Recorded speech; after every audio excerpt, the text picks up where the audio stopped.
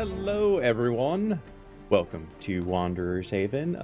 It is Wednesday, and that means that it is time for some more crazy shenanigans in the world of Ysterra.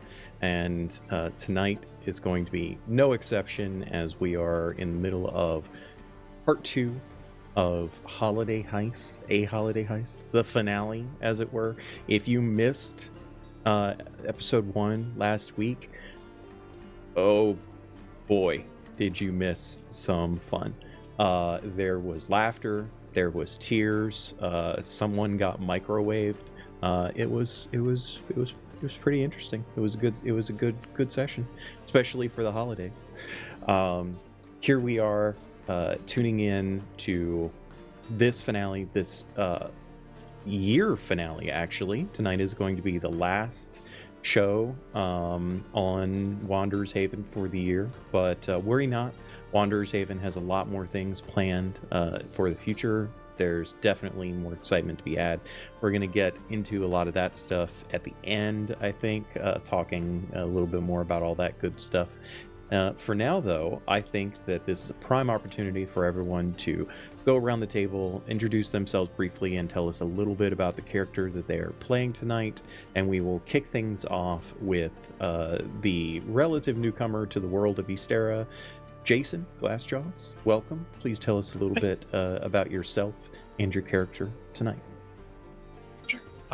Jason, as mentioned, just happy to be here to play, and doing a little bit of gaming here and there. Not getting to do a ton as much as I'd like, but enjoying this. I'm playing Sylvius Blackspot. He is a trickster cleric, and he's having a blast. A tabaxi trickster cleric, Yes. in fact. Yeah. Yep. Or He doesn't even pull out his murder mittens that often. no, last week he used them to, I think, shred a seatbelt, if I remember correctly. That's about it. Yeah, he doesn't like to hurt people. Yeah, you leave that to the artificer in the group. Yes. Speaking of the artificer in the group, Beth, would you like to tell us a little bit about yourself and the resident microwaver in chief? I would say it was more like a convection oven, but I mean, microwaves are quick. The carriage was moving pretty fast. There was a lot of airflow going on. I could see that. Yeah.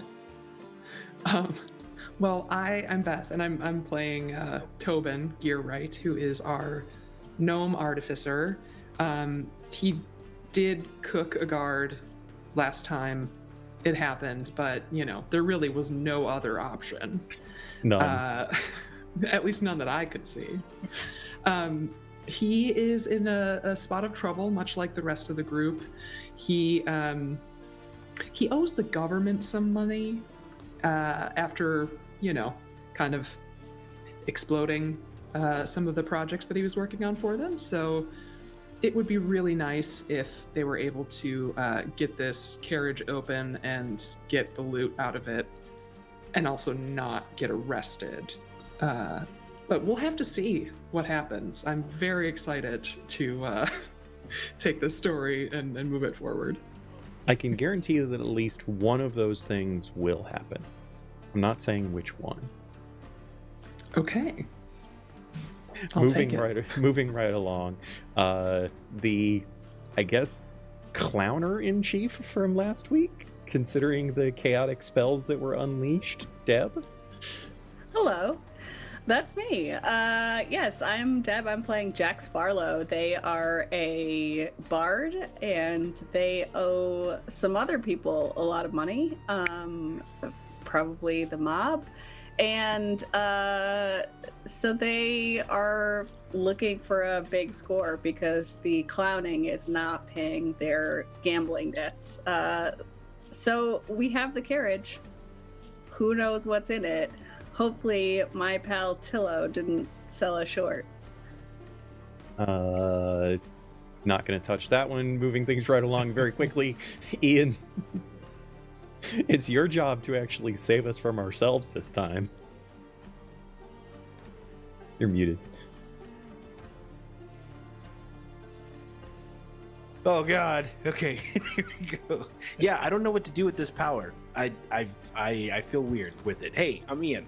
I play Merrick, the Hobgoblin Bard. I don't know anybody money. Like, no one's coming to look for me. Like, I have not had any illicit dealings. I'm just here to fund my tour. That's basically it. So, we'll see how that. We'll see how that works. You're just vibing. Just vibing. Which honestly is just me as a person. Just vibing. And what's the vibe for Merrick right now? We'll get into that. We'll get into that in a little bit. Thank you everyone for joining us. I am Miko, otherwise known as the OKSGM, and I am here to hopefully guide these chuckleheads through the finale of this adventure, and we'll see where that leads us. What was that, Jason? I said maybe. We're going to try not to go along, I'm sure. Right. So are you guys ready to dive back into the holiday heist to see what the chaos has resulted in? All right. My face already hurts. Yes. I've started smiling so much again. I'm already sore. Let's do this. let's do this indeed. So, welcome back, adventurers, to our table set in the vibrant city of Escos. Abuzz with the spirit of renewal's dawning, a grand festival celebrated once every 4 years, marking the end of winter and the arrival of spring. Streets from Adventurers Alley to the Iron Docks adorned with colorful displays and echoes of joyful anticipation. Renewal's dawning brought not only festivities, but a time of unity and new beginnings. Each day of the festival, the city transformed, embracing reflection and community and growth. And in this city of celebration, an extraordinary opportunity emerged for our protagonists. The Escosan Merchants Consortium, having amassed a year of record profits, planned to move a considerable treasure, potentially thousands of gold, enough wealth for a few lifetimes. Their means of transport, a massive fortress-like carriage heavily guarded and laden with all of this wealth. This carriage, over 20 feet in length, drawn by 4 mighty steeds, became the target of our adventurers' daring heist. As the city reveled in the festival, our heroes embarked on their bold endeavors, truly a test of skill and cunning, a challenge like none they had ever measured before in their lives. But like all plans in such circumstances, chaos ensued soon after. There was an unfortunate crushing of an apple cart in Central Square, a heart-stopping moment that nearly led to disaster in front of the Silver Ward Orphanage, a stampede of cows in the Cambridge Farmers Market, a tense turn down Adventurers Alley with the collapse of a scaffold and ruined holiday decorations and crafts, and then the narrow avoidance of a greater catastrophe on Beacon Hill. But despite these challenges, our adventurers managed to outmaneuver the guards, power through the chaos, and seize the carriage before heading off to their predetermined meeting place, an abandoned mine shaft a few hours outside of the city, to contemplate the experience and value their riches. And so, ladies and gentlemen, as we begin today, in the quiet outskirts of Escos, where the city's clamor fades into whispers of the wind, lies an abandoned mine shaft. Silent for a decade or more, this forgotten place, with its gaping maw leading into darkness, serves as the perfect hideout for our adventurers and their prize. As you all approach, the mineshaft looms like a silent sentinel, its entrance framed by time-worn wooden beams, weathered and grayed. The air is cool and still, carrying the faint earthy scent of the deep underground. Weeds and wildflowers have claimed the surrounding area, nature's attempt reclaiming hand claw climbing back to the wild what once was tamed. Inside, the shaft opens into a cavernous space, the remnants of mining activity still evident. Rusting tracks for mining carts snake along the ground, leading into shadowed tunnels that branch off here and there into the depths of the earth. The walls, hewn from rock, glisten with traces of minerals, reflecting in the dim light that filters in from the entrance. You ride the carriage in, the horses tired, breathing heavily, the cool air of the mineshaft causing their heavy breaths to turn to mist in front of them. The adrenaline from the heist is now wearing off, and you unclench the reins of the horses as the carriage creaks to a stop, the echoes of which resound against the walls for several seconds, fading away from you down the cavernous walls beyond. There's a moment of panic as some of you hear what sounds like rapidly approaching footsteps entering the mine shaft behind you. Weapons raise, you turn and spot the silhouette of a large beast charging in from outside, and as you are about to attack, the mastiff that Tobin had been riding bursts into the room and with ecstatic merriment leaps upon Tobin, tackling him to the ground and smothering him with licks and saliva. And as this final burst of fear-inducing excitement hits you and washes away, what would you all like to do?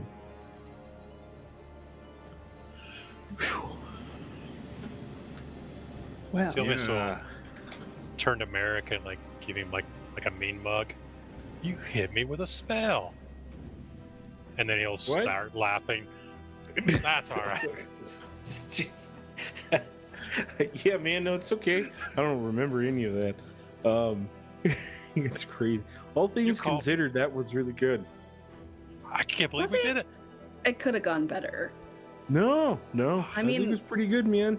Okay. we're here, aren't we? I mean, Yeah. it was successful. Were none of you riding that? There were hiccups, but Yeah. I mean, You almost killed a guy, Tobin. Yeah, you killed a guy, man. That was crazy. I believe that he's alive, and I might have forgotten that he was cooking.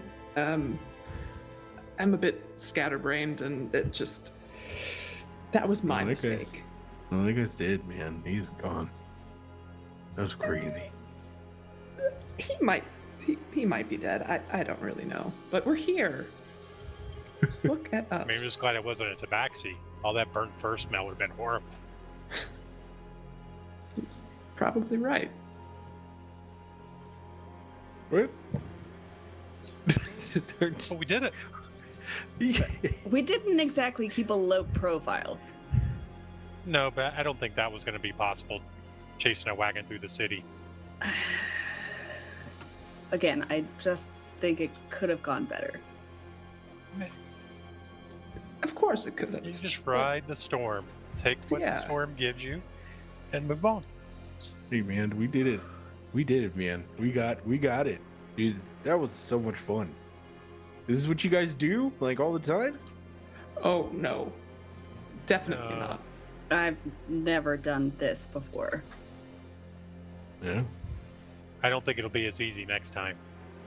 They'll probably have a lot more guards. I think there will be a What? next time. Yeah, I'm with Tobin here. I don't know. mean, if we end Here, up in do you a wanna play similar some dice? situation. Ooh. Yes, stop. See? There'll be a next Yeah, time. he got you. Yeah, he got you real good on that. Yeah, there'll be a next time. Yeah. That's pretty good. Here's the thing. We don't even know what we got yet. Tilla said it was gonna be a haul. He said it was the thing, but I mean, I suppose we should figure it out. Is there any little windows on the side, or is it fully? It's fully encased. Okay. Yeah. the entire carriage is like combination of very rare, strong, hardy wood and iron and steel banding around in various places. Like it's a heavily fortified construction. Like you're pretty certain you could tumble this thing down a mountainside and it would still survive at the bottom end. When we did that little jump at the lighthouse, did we hear anything bouncing in it? Oh yeah, you know that there's things back there. It's definitely got some jostling that has taken place, but you could feel like the weight of it shift as like if the carriage turned too heavily to one side, like in particular when it was covered in grease and fairly uncontrollable. There was definite moments where it started to like tilt, and the wheels would like lift up because of the weight shifting in the back. See, some good did come of that. We were able to confirm that it wasn't an empty carriage. Okay. We have to think positively. Just Sweet. because it's not empty doesn't mean it's full of gold. Oh, no, I half expect it to be, I don't know, dragon something silly like that, but Dragon guess we'll- something silly. Like knows? a dragon? What do you think is in there? it could be anything. Did we steal a dragon, man? Is that what's in this? God, I hope not. I can't. Highly unlikely. I don't know how to move a dragon. In a wagon, apparently, man. Like, that's how you move it. That's. Yep, you're Dragon in a right. You're right, wagon. Merrick. That's what I meant. Uh-huh. Yep.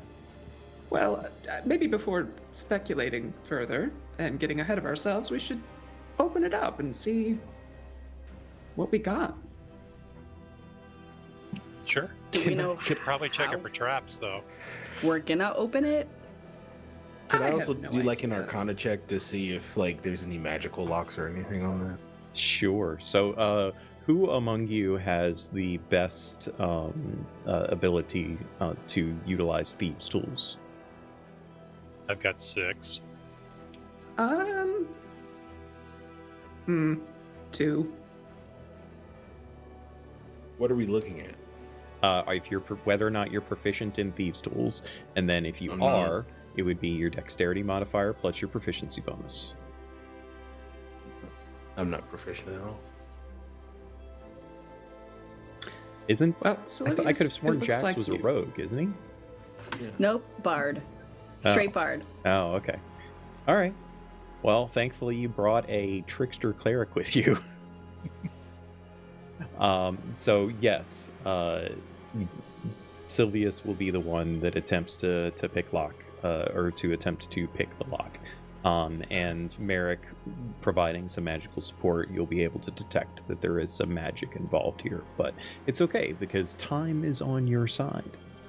So, in this secluded sanctuary, your focus turns to the massive lock on the back of the stolen carriage.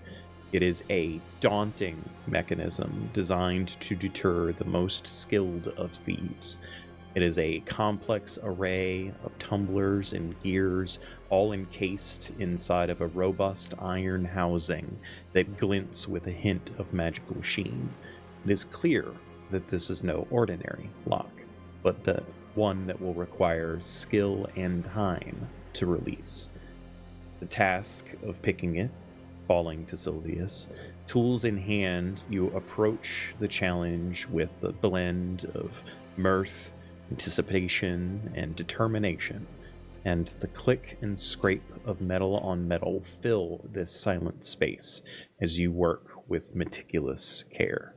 Each tumbler presents its own puzzle, a delicate dance of not just your adroit precision, but also your intuition as you search for hidden tumblers and false points and the things that are designed to make thieves such as you unable to get through. Minutes stretch on.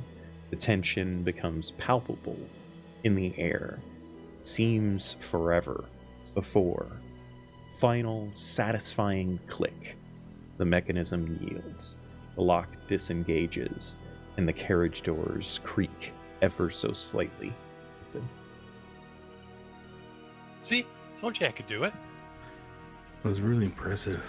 I knew there was a reason we good. took you with. Aw. I thought it's because you liked me.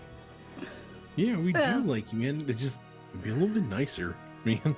Like I just do like open the those door. peppermints that you've got. Oh, yeah. Come here, Tobin. I'll pull one out of the tools. Here. I put it there for safekeeping earlier. Thank you. Oh, you probably want your tool back, too. Yeah, thank you very much. Yes, stick it in the bandolier. Well, you opened the lock, so I think you should do the honors. Okay. Why don't we back up a little bit? Good idea. I'll get about 120 feet away, and there'll be another Sylvius that appears next to the carriage. A little bit, 120 feet away. Let's back up a little bit. Okay. So I'll create a duplicate of myself. Yeah. And my duplicate will cast Thaumaturgy to slam open any unlocked door nearby. Okay, sure. The doors swing open. The heavy doors of the carriage swing open violently, and despite how far back all of you are, and despite the fact that there isn't a ton of light coming into this cavern, you can immediately see the glint of gold in the back. There are no explosions. There's no effects that seem to trigger. No traps that you can tell, or anything of the sort. No Jack. guards either. Pardon? No guards, it seems. Yes, no guards either. Jax and Sylvius, both of you please roll insight checks for me. Okay. 11. 22. Okay. With a 22, Jax is very surprised that there wasn't some kind of magical trap or the like upon the door. He has experience with, certain things, similar situations, if not, the same as this, where much lesser halls would be awarded such countermeasures as a magical trap here or there. So it probably strikes him a little bit odd. But nonetheless, I assume all of you start closing in, the lure of gold enticing you forward. Oh, yeah. When you put it like that, it makes it sound dangerous. I did expect it to be a little more climactic than it was. That's why I was back there. Yeah. Sylvius, could you get your duplicate to maybe bring one coin out? So that- I don't think he can carry anything, unfortunately. He's I think I illusory. I can mage hand a coin over. Sure. We What's might the want to take a range look on at Mage it. Hand for you? Well, I have to close in a little bit. If we're 120 feet back, like I walk up within 30 feet of it, and I'll Okay. cast mage hand. Sure. Okay. Yeah, so as you get closer and closer, you see a sight that makes all of your hearts skip several beats. Piled up high within this carriage are riches that could make anyone's dreams come true. Riches enough to incite wars, even. Gold ingots piled like bricks in a builder's yard catch the light. There's a glow that seems to emanate from them as the light reflects off, casting its light around the dim interior of this carriage. Bags of coins, bags, a dozen or more.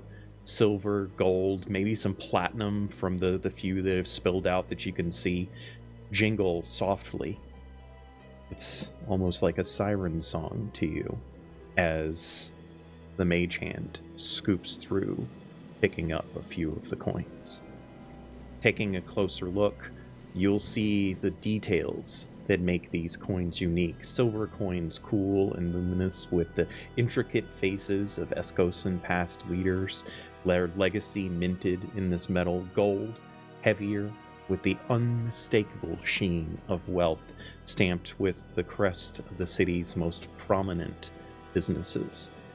And those rare platinum coins, like little pieces of the night sky caught and shaped into valuable discs. But there's more than just coins in here. You see, tucked between the sacks of gold are scrolls stamped with the kind of wax that you only see in the hands of the most powerful of the elite. Potentially trade agreements, property deeds, and the like. There are obvious connections here, something that reaches deep into the heart of Escos's political landscape. And you know, it's not just the amount of wealth here that is surprising, but it is the mix of it.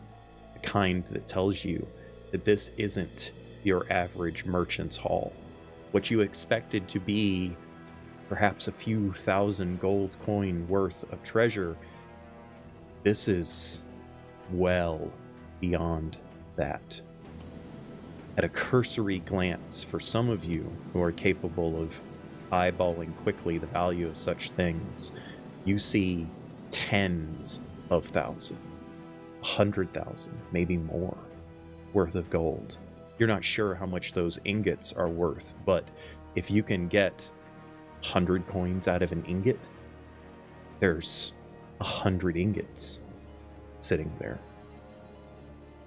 And If Tilla was here, I would kiss him. as you stand there, taking in the sight of all of this wealth, it hits you. This heist, this incredible stroke of luck, it's more than a payday. It's a peek into the secrets and power that drives this city. It's a carriage well beyond its cargo of coins, but also secrets, potentially helping you understand things in Escos that few actually do. And I need insight checks from all four of you, please. 17. 13. 21. I'm going to use my passive, which is 17. Okay.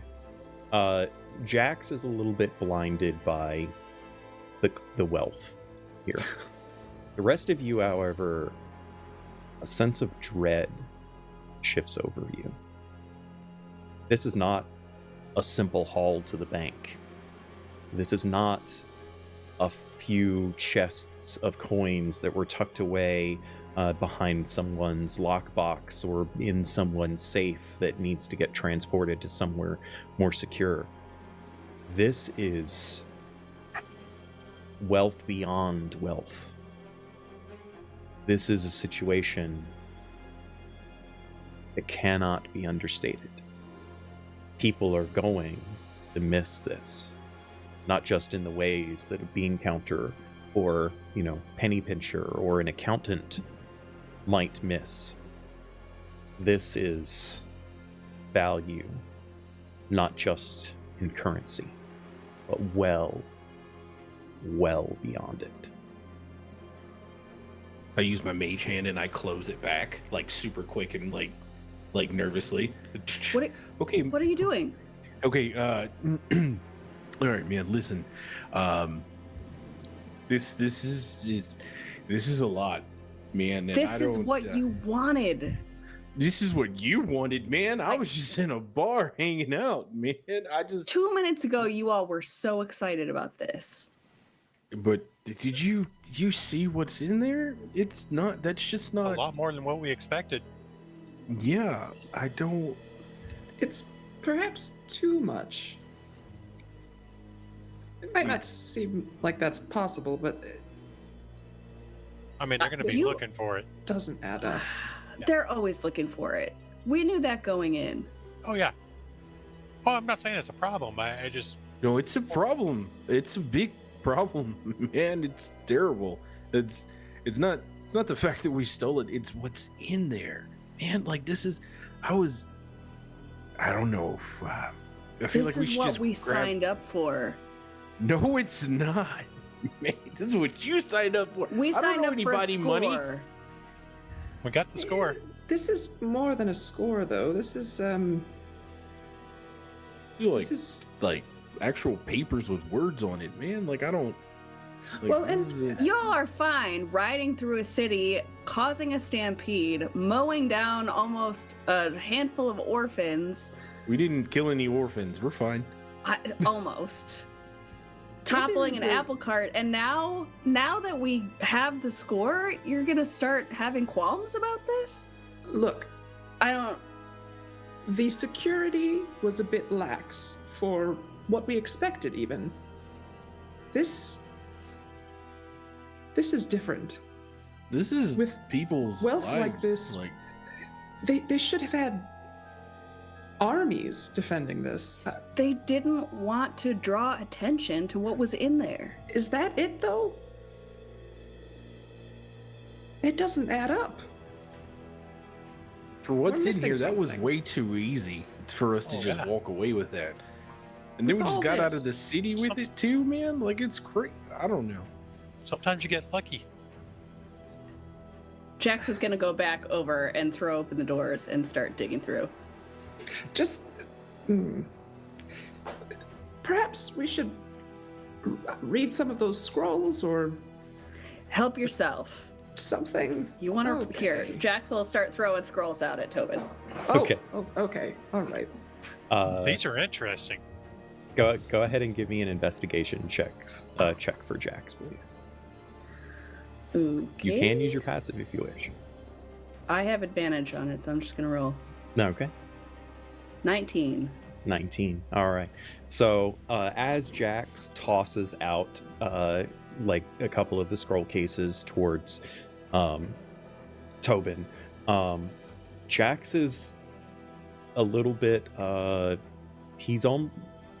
they are almost Scrooge McDucking it here, right? Like Jax just digs into the gold, piles of it that are loose that from the bags that tore open in the chaos, like fall out of the back of the carriage and clink upon the ground. Merrick and Sylvius, the two of you spot just in that slight kick of coins that come out, dozens and dozens of platinum pieces mixed in with 2 or 3 times as much gold, just falling to the ground outside of the carriage. Both of you in this moment, fear aside, that's enticing, to say the least. Even that small amount of coin is extremely enticing. And Deb, as Jax digs in deeper into this carriage's trove, a particular case captures your attention. It's a substantial piece. It's about 2 feet in length and a foot wide. Its depth perhaps only an 1.5 inches or so. It is a case that is crafted with exquisite attention to detail and material choice. The wood that forms its body is exotic, almost unidentifiably exotic. Dark-hued and subtle swirling grain patterns within had to come from ancient trees from faraway lands. The wood not only visually striking, but it also feels robust and solid under your touch. Just holding it, there isn't a single mark upon it from having been tossed around in the chaos from before. Its edges are reinforced with bands of adamantine, a metal as rare as it is strong. And the bands are not just functional, they add an element of refined aesthetic to the case, a silvery sheen contrasting beautifully with the dark wood. It is polished to an almost mirror finish, catching even the faintest light and reflecting it with a display of luminance and shadow across the grain. On the lid of the case, you find an etched symbol of the Escosan Council of Commerce. The etching is precise, showcasing the skill of a master artisan. 2 quills cross elegantly over an open ledger set against a backdrop of a golden scale. The intricate carving is gilded, adding a almost glow to the symbol itself. The seal represents the council's authority. It is more than just a mark, it's a declaration of the legitimacy of whatever is contained inside. The council's pivotal role in what they do for the city's trade and commerce. And you lift the lid, revealing the interior of the case, where silken dividers create perfect rows. Each row cradles 100 coins, electrum coins. Their unique metallic sheen almost captivating to see. Etched upon the coins, Ysterra's 2 suns on one side and 3 moons on the other, along with the ancient elven phrase Ent Bruva, which means from nothing. But the true intrigue lies not in the coins themselves, but in the symbol hidden on the underside of the lid. To those who know where to look, to someone like Jax, a faint magical glow reveals an illusory emblem floating amongst the silken fabric. The mark of the Heretis Serpentis. The black serpent coiled around a blood-dripping silver dagger is more than just a symbol. It's a connection to the underworld, a link between the world of legitimate power and the shadowy realms of the criminal elite. Jax was like frolicking among the coins until this moment, and now they just stand there and stare at the box and the symbol. The rest of What you, is it, man? the rest of you see this, and there is no hiding. There is no. It doesn't matter what your passive perceptions are. It doesn't matter that Tobin just is kind of, a little bit unaware and unattentive to things. Tobin can feel the fear rising in the air around him, and he looks up from his scrolls to see Jax standing there frozen, holding on to this case. Did you find something? Shit. You know how I said a couple minutes ago that I was gonna kiss Tillo? If he was here now, I would wring his neck because we're fucked. This is. I mean, what's wrong? It's what I said when we opened the door, man. No, it's not. Oh god, it's not the all of the wealth and the scrolls and the stuff. It's this that's gonna fuck us. This right here. This box is it's bad. Most of you are, shall we say, upstanding citizens, for the most part. I mean, you don't get into criminal stuff. You might get into some petty mischief, but I've been around here and there, and I've never done any dealings with these people, but the Heretis Serpentis, it's like the whole... They're powerful. They are like the other mob, the bigger mob. There's a whole underworld, and this. So, how do I explain? These coins aren't worth a whole lot by themselves. To you and me, they don't do much, but they are. It's like a promise or a favor, right? You get one of these coins and you know who to talk to, and you can get a favor or safety or all sorts of things. So the fact that they're in here with the whole, consortium and stuff, the combination of those two is bad. I'm shocked to hear that people in power consort with criminals. I would have never thought of such a thing. So Yeah. close the box, man, and get out of the carriage. Leave it alone. What are So, I don't know what we're gonna do. Because if it was bad enough when you all thought that the merchants and stuff were gonna come after us, like the Heredis Serpentis, I said they were tight. like the mob. This is who the mob is afraid of. Okay, do you understand? Well, I get it. We're not gonna, don't You take it thought too we were in seriously. over our heads when you saw the coins. Like we are in over our heads now. I okay. mean, dead's dead. I mean, Uh, if one's gonna come Dead after is gonna be the nicest thing that they do to us if they So we just find grab us. we grab a handful and we get the fuck out of here, man. Why are we still standing here talking about this? Well, we were supposed to meet Tillo here. I don't know if he's gonna show up. His measly, scoundrelly little face. I want to punch it so bad.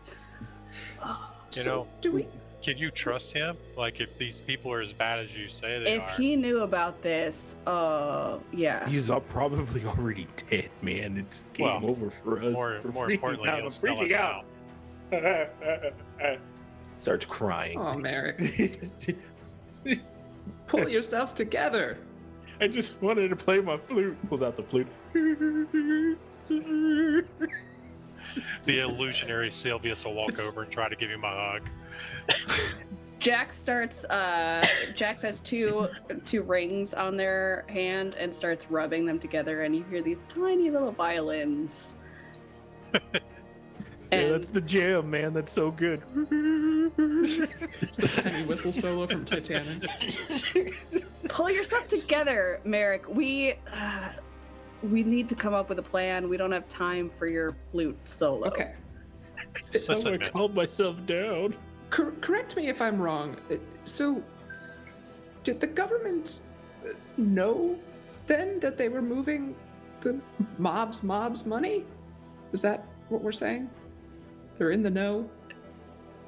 They probably Seems- work together. Like it. Okay, so returning the money is probably not an option? What are we Wait, gonna do? no. Drive up and be like, "Hey, we just stole this and ruined half the Well- city and the celebrations. Here, we want you to have it back." That actually, maybe. This I- is Just give it. We just give it back to him, man. It would just be like, hey, this was all a big misunderstanding, man. Here's your money. We're just gonna leave. These aren't the type of people that are just gonna let a misunderstanding go. No, I get it. You said it a million times. We just robbed the mob's mom. I know what you're saying, man. It's just, what did we just give him back? Like all mothers are forgiving, right? Right? Right? What? This is less like a What? nurturing mother and perhaps like an evil stepmother. You You see. just leave it. Just take what you need. Don't take the important stuff that's going to get you caught. Just get Listen, a bag. Just Every get it. gust Just is grab a bag different and let's go, man. Like, just leave it here. Whoever finds it, it's their problem. It's not us. You just kind of go with the flow. So, okay, People saw us. sure. I mean, guess my question is, if we leave town and never return there, we'll likely be left alone. If we take any of this and leave town, they'll probably find us and kill us at best. I mean, do Is they that- have? Are they just central to this town, or are they? I mean, the way Jax is talking, they're pretty powerful. So, I wouldn't bet they are not in other towns. Yeah, is this like a worldwide operation or strictly Escos? Most definitely not strictly Eskimos. Oh, great. Well, is it better to take some to reestablish ourselves elsewhere? Or leave it with a note of apology and perhaps any coin we have in our pockets and head for the hills. In for a copper, in for a platinum. Perhaps.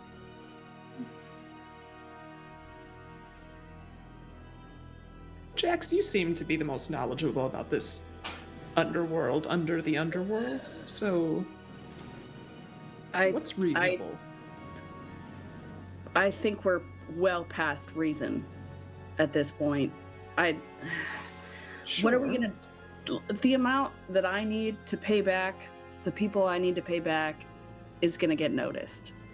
I'm guessing the government's gonna know if you show up with the money that they need, and a whole bunch of money just got stolen. So, I'm of the mind that I'll never be returning to the city, unfortunately. sure, but we take any, and they're gonna follow us. Well, this isn't just an Okay, Escos thing.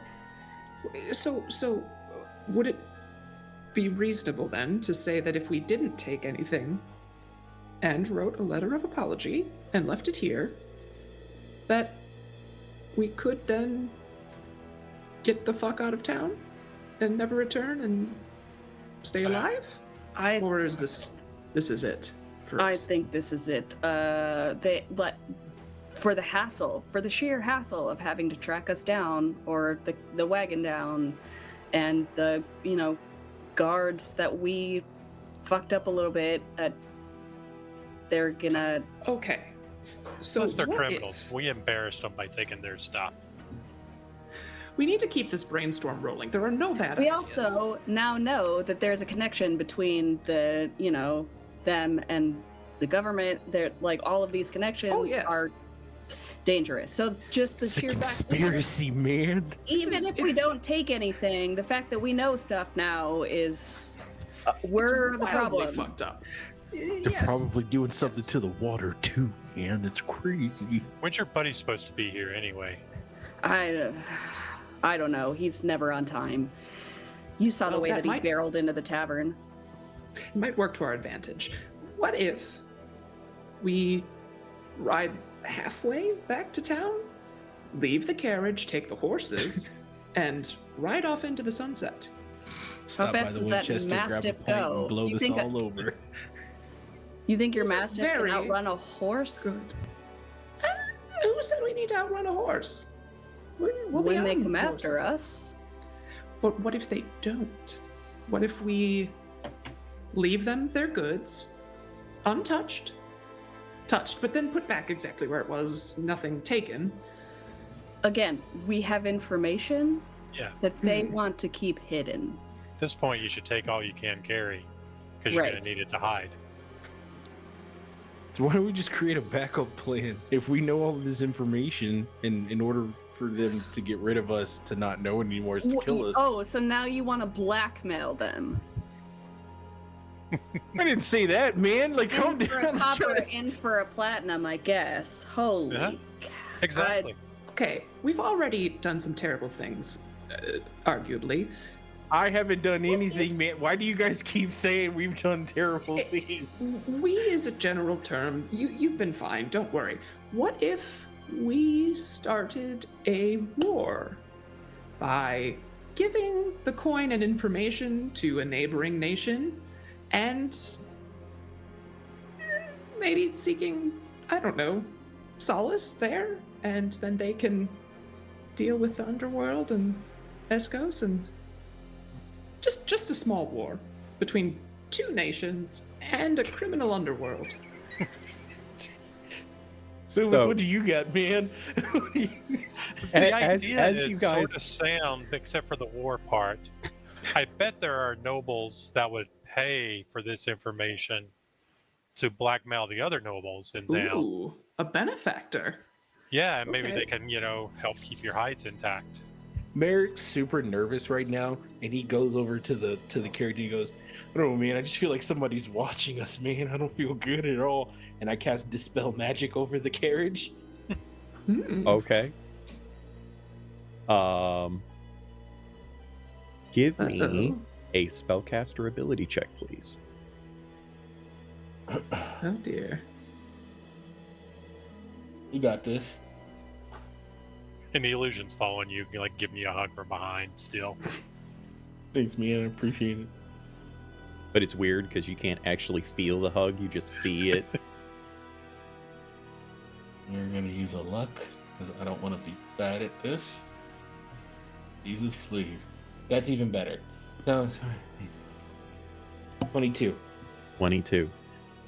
There is. First one was What does it look like as Merrick casts Dispel Magic? Like, what is the effect of the Dispel Magic in this moment? So I think it's more so of like, it starts off as like vibrations as it's trying to find like what it's trying to dispel. And I think once it locks onto a piece of magic and begins its structure, it's just like these cool Scooby-Doo waves that come in and out. And they're just like, you know what I mean? Yeah. And while he's actually doing this, like while he's doing his dispel magic, he's like, yeah, man, we're just gonna chill out the vibes for a minute. Yeah. So yeah, as you're vibing, the Dispel Magic actually does hit some magical effects. There is several layers of divination magic laid upon the carriage, which are now no more.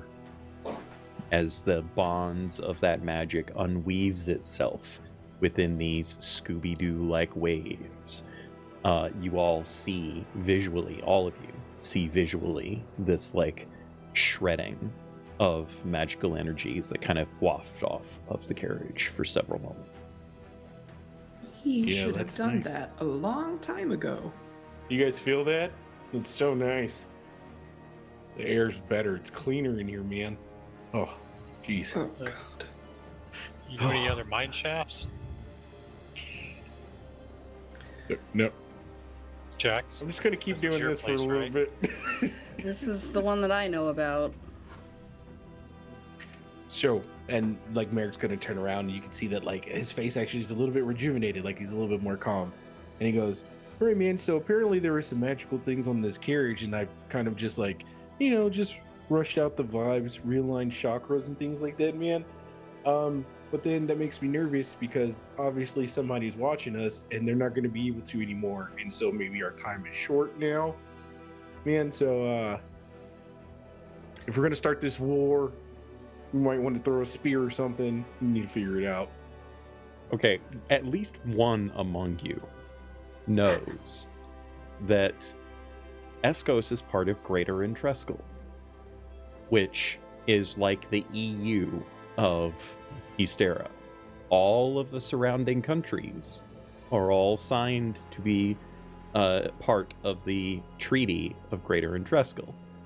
They're all peaceful neighbors. They don't war with each other. Beth, no war.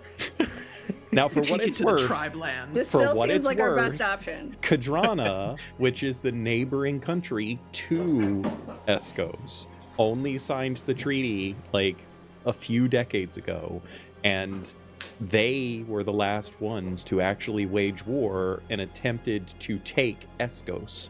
And if it wasn't for all of the other surrounding countries basically coming to Escos's aid, that probably would have happened. So there is a neighbor that, would want Escos, but there probably isn't enough money in this carriage to cause them to go to war with the entirety of Greater Oh. Entrescal for that. And on top of that, if you did go to seek safe haven Asylum. in Kadrana, that place sucks. They literally have a wall built around their country. They only let a certain number of people in and out of the country. And the general consensus is that everybody that they let out has been brainwashed and behaves like cult members. It's the United States of America. Well, okay, so we don't start a war. Fine.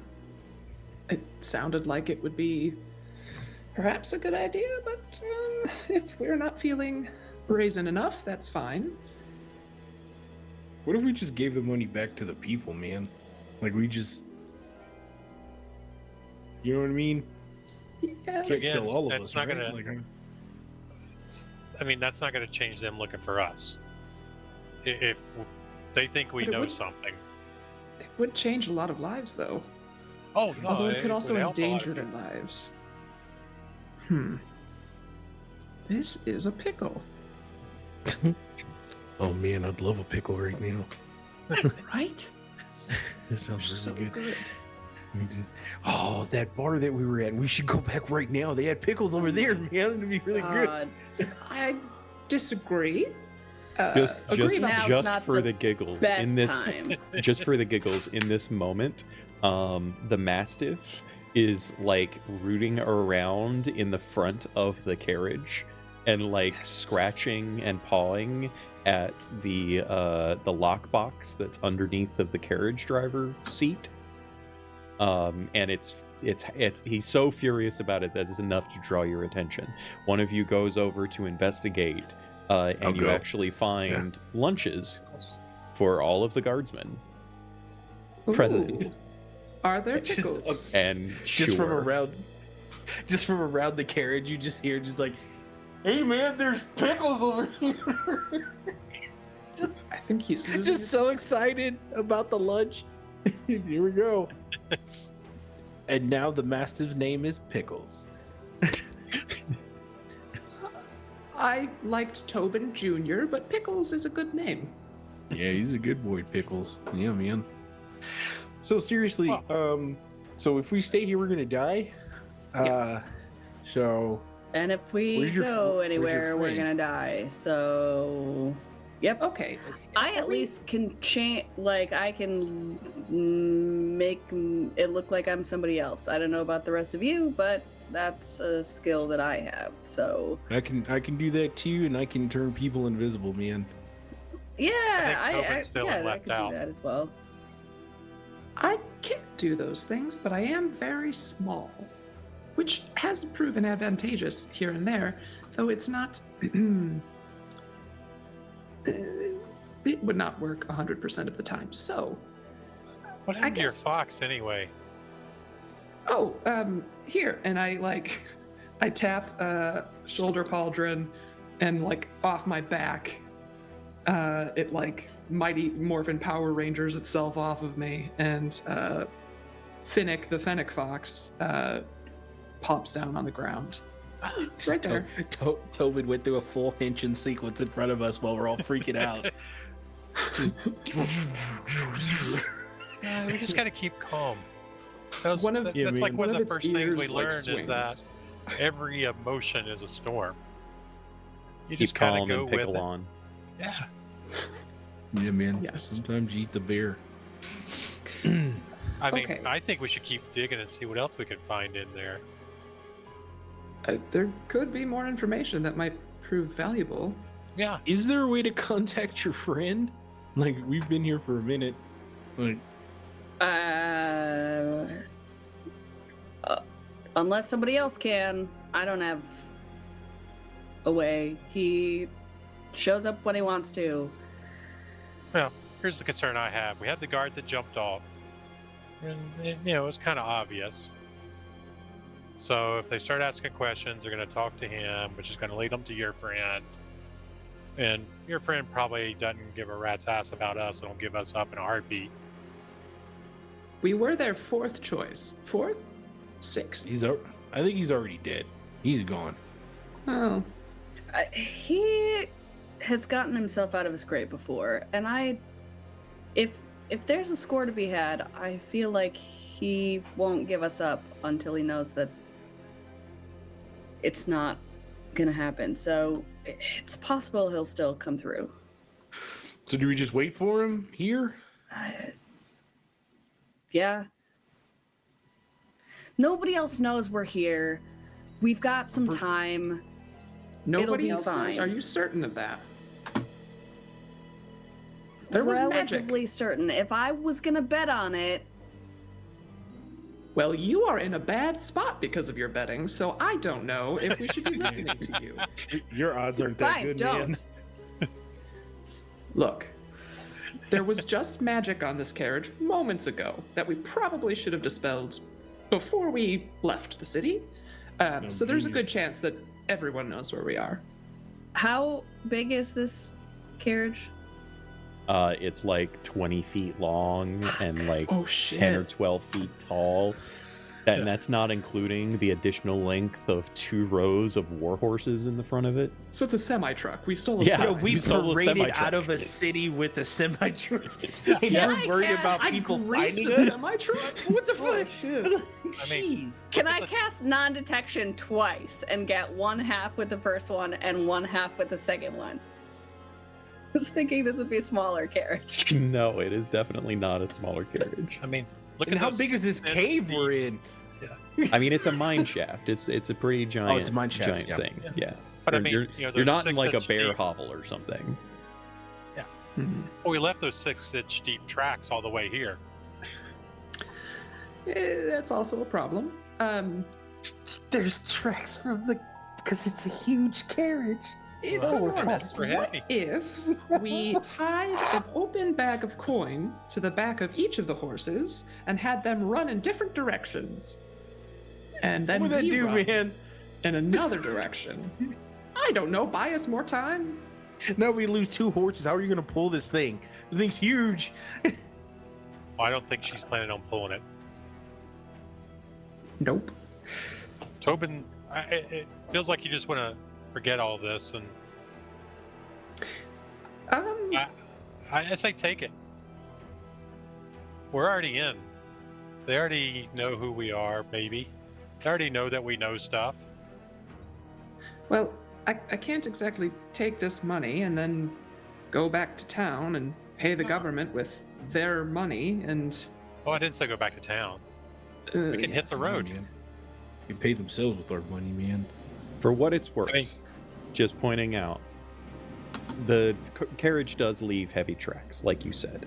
But the area that you are in right now is mostly like rock, and some of it is quite barren rock. And so a skilled tracker can probably follow the carriage through this terrain, but it's not like leading into the mine shaft. There's giant ruts in the ground, the entire way. There's not a big sign pointing for anyone to see that says they went that way. Breadcrumbs. Yeah. Right. So you feel at least a Like little 2 bit bags confident of that money. you have some amount of time. Probably not a ton of time, but there's some amount of time. All right, we just get out of here with it. Screw it. But if we just leave the big box here and we just take everything else? We could wait till night. That'll give us time to look through stuff some. I'm curious what's more in there. Yeah. Can I do some investigating and see what else Sure. we have in there? Sure, you guys can investigate to your heart's content. 24. Damn. Was that Nice. a cat meow? That is But a I- siren. that was a siren. It sounded like a They're cat. already here, man. We gotta get out. Scatter. There's nowhere to go, man. There's nowhere to go. Yes. So, who all is doing in the Who all's joining Tobin in the investigation? Is Tobin kind of doing this alone while you guys chill, or? I'll help Tobin. Okay. I'm curious. Thank you. You guys are able to get a short rest too, just FYI. So if you need to do anything associated to a short rest, please feel free.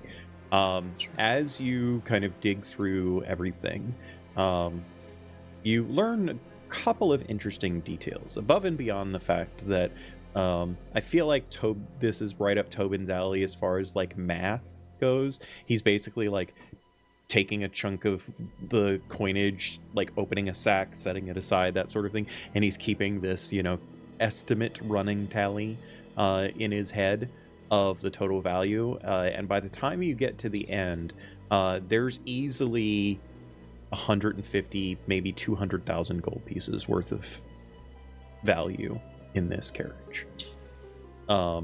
Certainly more wealth than all of you have ever contemplated together. right? Your wildest dreams could not imagine the sheer volume of wealth that is present here.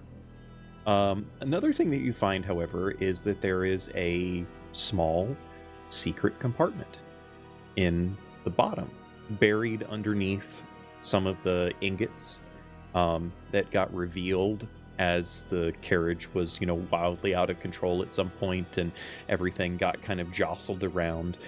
See, it's a good thing. Moved the heavy ingots aside just large enough, or just enough to be able to notice the secret compartment at the bottom. With Silvius's aid, it takes a little bit of effort. You got to kind of clear some things out to be able to get to it, to be able to undo the secret locking mechanism. It is not trapped or anything.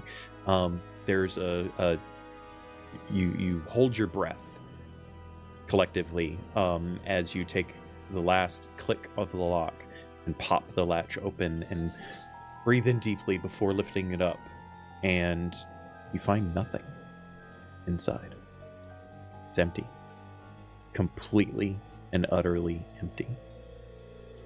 Efforts to reveal anything magically results in null and void. And the compartment is large enough to have held the case that Jax found easily, and maybe even a couple of bags of gold added in on top of that. And yet there was nothing there.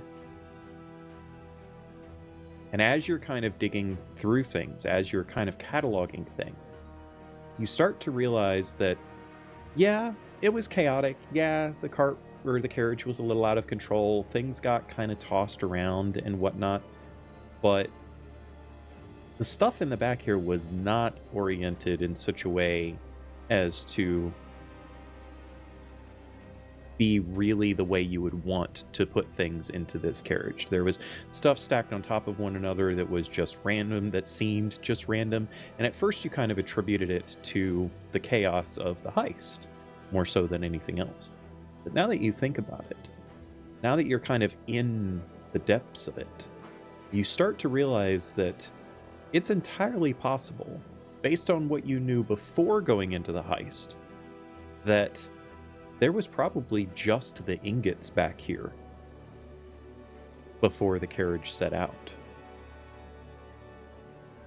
Everything else seems to have been thrown into it last minute. And I do mean thrown, because of the very, very poorly disorganized way in which everything was stacked in. Well, that is interesting. So did we steal it from the thieves, I guess? It's possible. Interesting.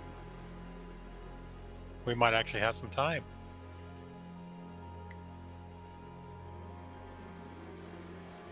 As you say that, The fuck? who has the highest passive perception? 15? 15. 16. 17. Okay. Merrick hears the footsteps first, someone purposefully being quiet. There's just the faintest little scuff that he hears. Silvius and Pickles, the dog, both simultaneously lift their heads, their ears twitch in the direction of the entrance a moment later as you hear the sound of footfalls. And that movement is what catches Tobin and Jax's attention enough to know that something is wrong, even if they don't necessarily know what has triggered their companions. But you all, looking back at the entrance, see the silhouette of a small halfling figure sneaking their way into the entrance. Jax is gonna whip a dagger that direction. Do you want me to cook him? Roll an attack roll. It is a disadvantage because of the range. Go ahead and roll an attack roll. Oops. 15. Okay. Give me some damage. You're gonna kill them. 5. All right. You hear a familiar squawk of pain, and you hear basically, "What the fuck, man?" Oh! As you Jump him! Let's get him! as you hear Tillo's voice, and a thud as he hits the ground. You see the shadow basically like from the You deserve impact. that, you asshole. You should have got here earlier. She wanted to kiss you earlier. Is Still anyone late, going man. over to investigate to find out if he's actually dead? Yeah, I'm gonna go. I'm gonna Okay. go over. Being that I was the first one to hear, yeah. Yeah. Okay. You go over. You see Tillo like scrambling to get away. It caught him like square in the shoulder. He basically has no use of his left arm right now from the amount of damage that he took. He has 8 hit points, and so he took a pretty severe hit. Landed upon the ground like he's scampering to get away from. He's like, no, man, leave me alone, leave me alone. No, just calm down, man. Okay, listen. Okay. And I'm just gonna like lean in close, but I'm already little, so I'll be like, all right, man. I'm just gonna put you straight. In the next 90 seconds, man, you're gonna make the biggest decision of your life. So she's gonna ask you questions. You better tell the fucking truth, man. And if you're good, I'll heal you. All right? Give me an intimidation check. And I'll Is say it with really advantage. intimidation? Yeah. It's more kind of. No, yeah, it's we'll go with it. intimidation. I'm so it's tough, intimidation. man. But you have advantage. Yeah. Hey, man, I'll fucking kill you, man. It's a 17. All right. Yeah, he stops moving and he stops talking. And you both are like in shadows, so you can't really see each other's faces. But you see a distinct head nod coming from him, and a soft whimper as he's sitting there holding his shoulder okay, man. with the dagger It's embedded over. in it. I'll send up We're some just dancing here. lights to, make things a little less The horrifying. dancing lights come flying up, illuminating disco style around Merrick. And you, Merrick, you were able to see the complete look of fear, almost catatonic fear, upon Tillo's face. Hey, man, don't be afraid. It's all good. See, it's us. Just don't lie to us, man, or that dagger goes deep. If it goes any Don't be deeper, it's afraid. gonna cut off my shoulder. Yeah, that's the point. Hey, Jax, it's your friend. What the fuck?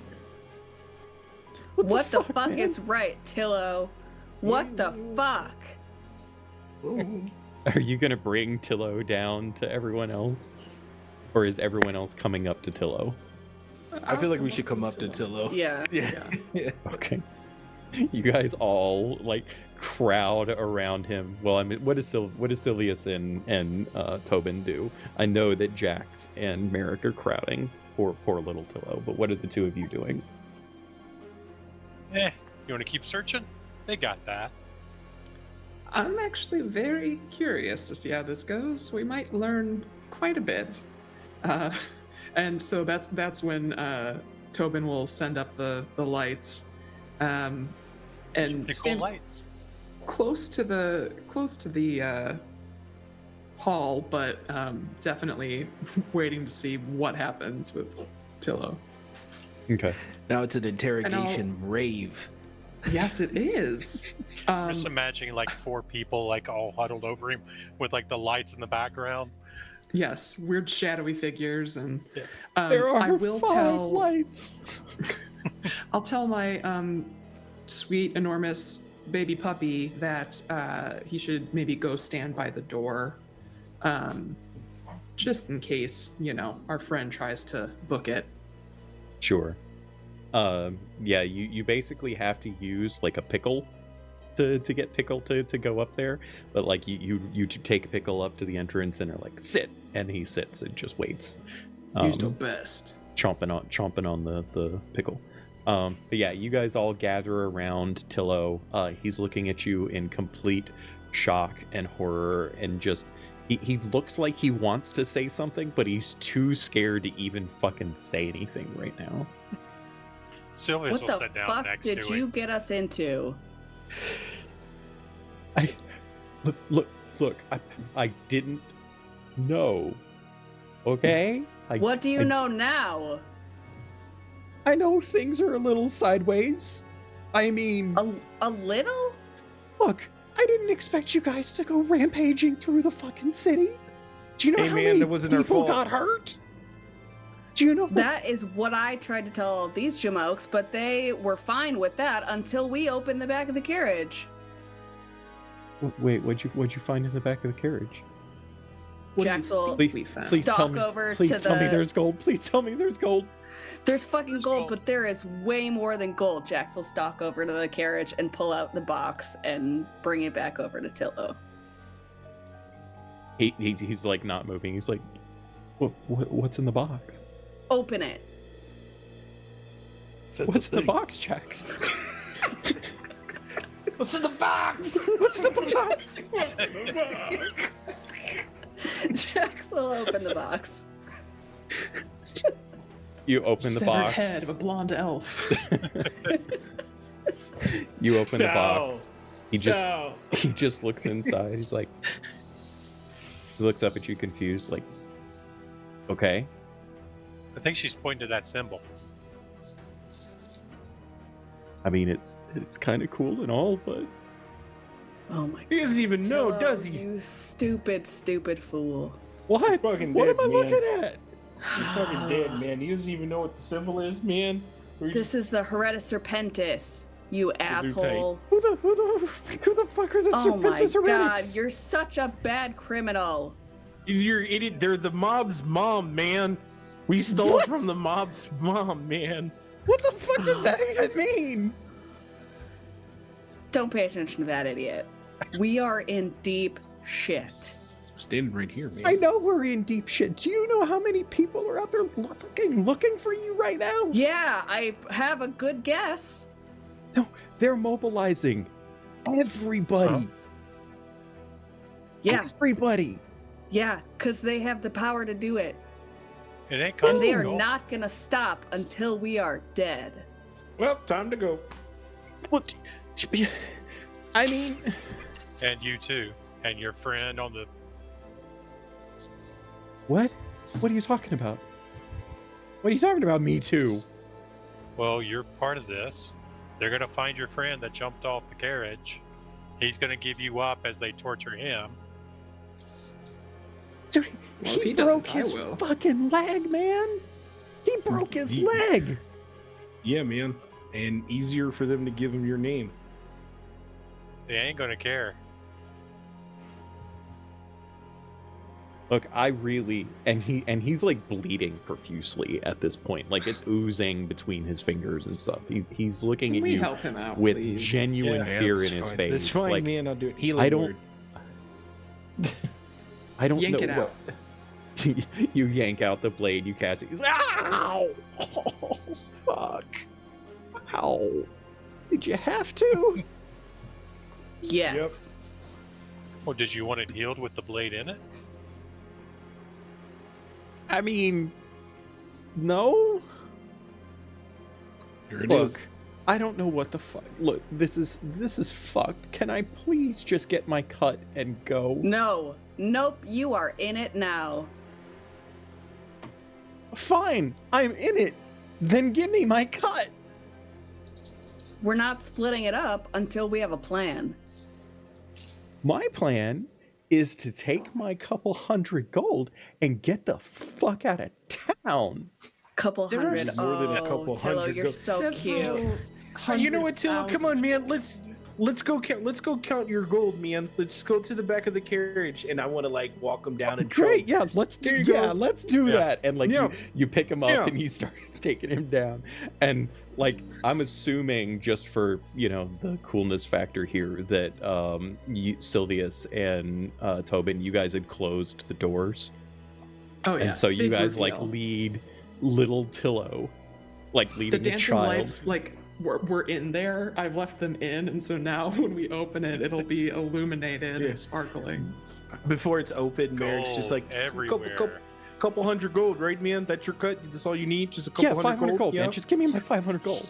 Yeah, 500 gold, not a problem, man. Hey, Tobin, can you give this man his gold? And just stare at him. I sure can. Yeah, let him see. Okay, and we'll open it up. You open it up, and there's just you've like Tobin is, you know, for all of his faults, he's still very organized. So now everything is like neatly piled and organized and set up, and like making it easier to take a tally and all of that kind of thing. And you open it up, and there's just gleam of gold color and dancing lights and display just kind of washes over. Tobin's eyes go wide, his jaw goes slack. And then his eyes roll up in the back of his head, and he falls backwards and just goes completely unconscious on the ground in front of you. God, Yeah, that's this about guy. That's about right, man. You know. Jax is gonna like slap him awake. Okay. Jax Don't just hurt him steps too over bad, top. Jack. Jax just steps over top of him. What is Jack's strength, by the way? 10 plus Okay. 0. That's fine. Yeah, just like 1 point of damage. Not even subdual, like you're actually trying to hurt him. You slap him across the face. He's just like looking up at you, still laying upon the ground, little trickle of blood coming out of the corner of his mouth now. You I swear I didn't know. Man, I Yeah, man. swear. Yeah, man. Who'd you get your Fuck, intel man. from? You got bad info. Look, Drogon was the one that set the job up from the get-go. Okay? He came to me because he knew my cousin was in the consortium. And my cousin has been known to take a few coin to look the other way. All right? Drogon and his crew were the ones that set the job up. I swear. Didn't know it was gonna be this. What are we gonna do?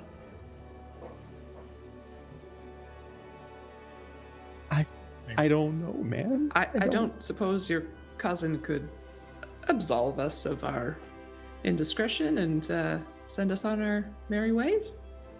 He's not a fucking judge. Well, that's Again, unhelpful. it doesn't matter what about that because we got these other guys who are going to want us dead for knowing what we know. Wait, who the fuck That wants is you fair. dead? Oh, everyone now. The spinning circles, man. The fucking Surreptus Tedrictus. Mm-hmm. I think he means the Heredus Serpentis. Gesundheit, man. Yeah, that. So, What? You've heard of the mob. You know, they exist, right? Yeah, I've Great. pinched Okay, for him. So the mob, just tiny, the super tiny mob. fish. This is a shark that is coming to eat the tiny fish.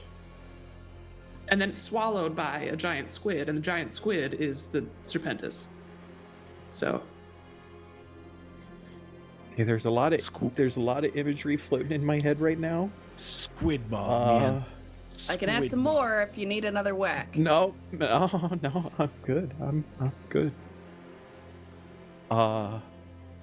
Okay. So it's bad, and it's worse Yeah. than I the worst, thought. really. Uh-huh. And it seems like whoever we knocked this off from had already attacked them to steal it in the first place. No, Drogon and his guys got pinched, man. They got picked up for like their When? like midnight last night. Like it was a full on storming. Like they charged into the inn and took a whole bunch of people off in shackles. So did he come? So he came and saw us like almost immediately after they got pitched. Well, hours after. It was the morning that. Oh Okay. no! No, because that happened the night before. Sorry, it was the night. It was the previous day, because he had Okay, spent gotcha, like the gotcha. entire day before that going around finding somebody to take the job, and you guys were the only ones smart enough to take the job. Smart enough. Smart enough. Who had access to this wagon, man? Yeah, man. I don't. I mean, I don't. We could go ask my cousin, but Yeah, that sounds great. Let's go back into town. okay, fair enough. You guys can't go back into town. I get it. I totally get it. Fair enough. You can't go back either. Why can't I go back? We- Nobody 'cause we're knows not I'm gonna in let on you- this. We're not gonna You let sure? you go back, man. Okay, all right. Look, Jax, you and I have a history, right? Like, you've saved my ass more than a few times. I know that. I would not get you in on something like this if I had known, man. I promise. You gotta I- believe me on that. I believe you, but this is where we're at now, so you gotta do something to make it up to me. Totally. Let me go talk to my cuz. Nope. It's not happening, man. What do you want me to do then? I got nothing. Let him go back to town. It's his funeral. If you It's- lead them back to us, No! That ain't gonna happen, man. Look. If what you're saying is true about this Serpentis Herep, whatever they are, if they find out I'm even remotely connected to this, I'm gone. right?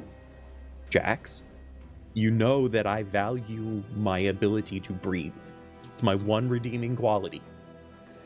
I don't know that I would call it a redeeming quality, but it is a quality that you possess. Let me go talk to my cuz. I promise I'll be back ASAP. And I'll see what he can tell me. That's all I got. Are we letting him go? Is that what's happening here? Does anybody have any? Sorry, fumes in this mine shaft, man. It's terrible. Does anybody have anything we can put on him? Maybe. I'm gonna cast suggestion. Okay. Tell him to go talk to his cuz and come back. Okay. Yeah. He knows that you're capable of magic, and he knows better than to try to resist it, so he chooses to fail the saving throw. And he's like, yeah, I'm gonna do that. I'm gonna do that right fucking now. I got you, man. I got you. And he like looks at all of you and then just stops because he knows he can't convince you. And he's looking back at Jax. I'll be back. Promise. If you don't come back, I will hunt you down. Yep. I take out my puppet again, and I take out the other eye of the puppet. Jesus. He just It's gonna be runs. you, man. He just fucking runs. There's a brief moment where he like runs past the dog. The dog looks down towards you guys and looks back at Right. him, and then goes and chases after him. No. Oh, pickle. Pickles. Yeah, man. Shit. Oh. A few, It's few his moments instincts. later, he comes back. There's a he has a piece of like garment hanging from his mouth. You're He's a a good good dog, man. boy. It's good to scritches. And yeah, I think that's a good spot for us to take our break, ladies and gentlemen. That's what We we're will be doing. back in just a few short minutes to find out. Now that everything has been revealed, what our good friends decide to do next. We will return in just a little bit. Stick around.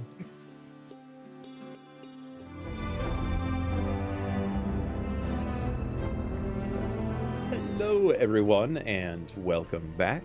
We have refreshed ourselves, gotten some water, stretched our legs, and the like. I hope all of you did too.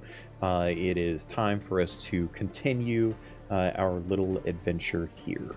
So, as you all sit in this abandoned mine shaft, carriage not too far off, you know that it's going to take many hours for little Tillo to get back into town. Some amount of time for him to go and talk to his cousin, and then many hours to return. And so it is very likely going to be well into the evening, if not perhaps the next morning, before Tillo makes it back. What is it that you would all like to do in the meantime? Anything of note? We should probably get a rest. It's a good idea. Might want to keep an eye out for people coming, though. We absolutely should take shifts. All right. So as you all set up for the long haul, as it were, taking shifts, keeping watch, and the like, it's hard. It's very difficult to get rest. The stress of things, the anxiety of the situation, the occasional bursts of adrenaline as you remember the events of earlier in the day and the heist and all of the craziness involved in everything. It's daunting, to say the least. You do manage to find rest, however fraught it might be for each of you. It's uncomfortable, to say the least. Some of you have slept in uncomfortable situations before, but you don't really have much in the way of supplies in this particular instance. It's not easy for rest to find you, but it does nonetheless. And perhaps an hour or so before sun's rise, there's, well, one of you, whichever one it might be, is alerted to the presence of a little Tillo making his way back to the cavern, seemingly on his own. No one is with him that you can tell anyway. Night sky providing just enough light that you feel relatively confident that he isn't being followed. And as he makes his way into the cavern, you can see that he has a fairly heavy satchel upon his back. And he comes in, greets whoever's at the entrance. You all awaken the others, and there he stands among you, tired, fairly exhausted actually, because he has not gotten a chance to rest himself, seemingly heavily laden down by his pack. And he's getting his breath and taking some water as the rest of you awaken.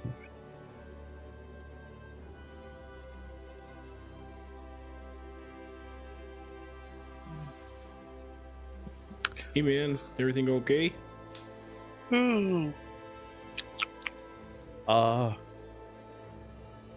Yeah. Sure. I guess. You I might guess as well just spill. I guess it depends on your perspective of things. I did bring you guys some food, and I got a couple wineskins of ale, if you want that.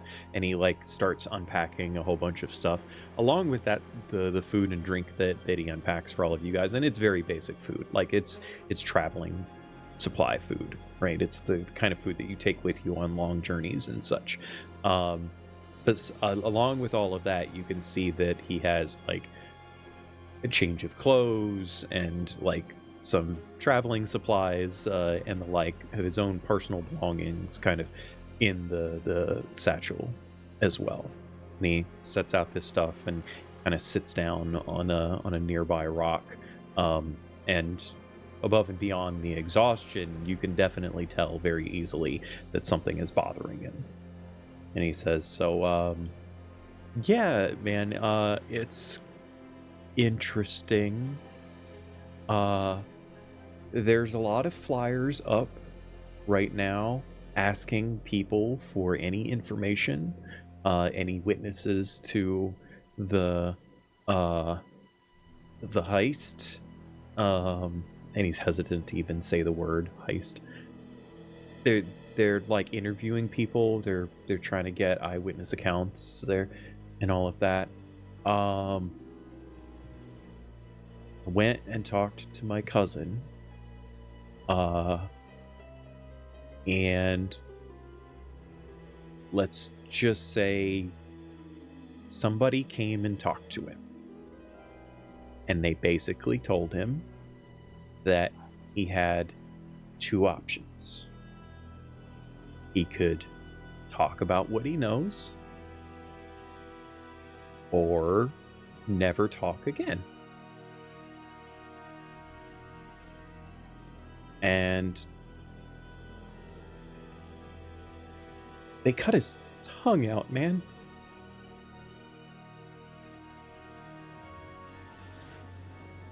I told you these guys are bad news. Yeah, I get that. Sorry about your cousin, man. I mean, he was kind of a fuck up, but, you know. What does that make you? Oh, my whole family's fuck ups. You kidding?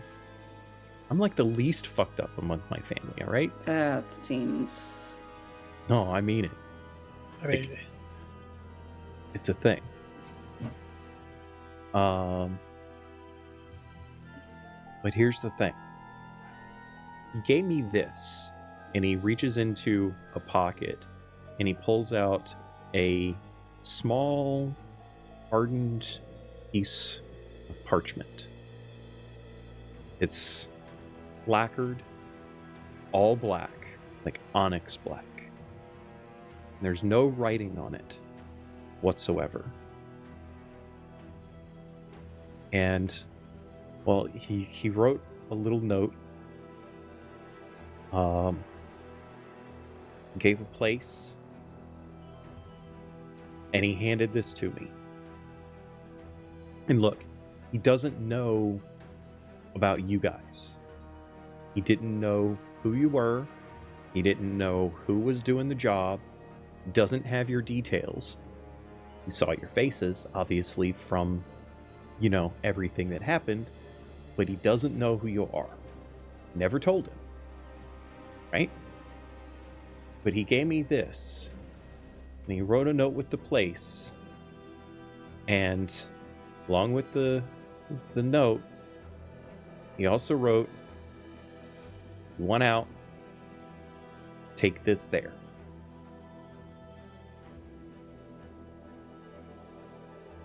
That's all he told me. Now one look, out? Like one? if you want out. Oh, gotcha. Now, I don't know what it means. I don't know what to do. But that's all I got. But they didn't kill him. So I guess there's that. Do you know, are they hurting anyone else for information? I don't even know who's doing the hurting. Like, he's up at the castle. He's with the other guardsmen. He's with the Silversworn. He's like, they got to him in there.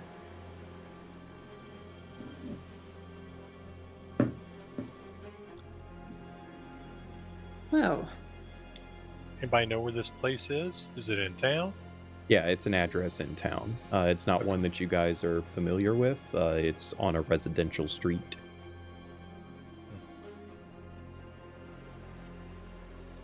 are we supposed to take all of this back?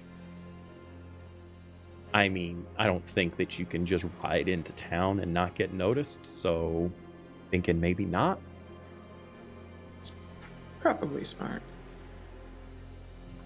Well, Is anyone going to take the card? Oh, yes. As you snatch up the card, you can feel, as it touches your fingers, the faint tingling of magic.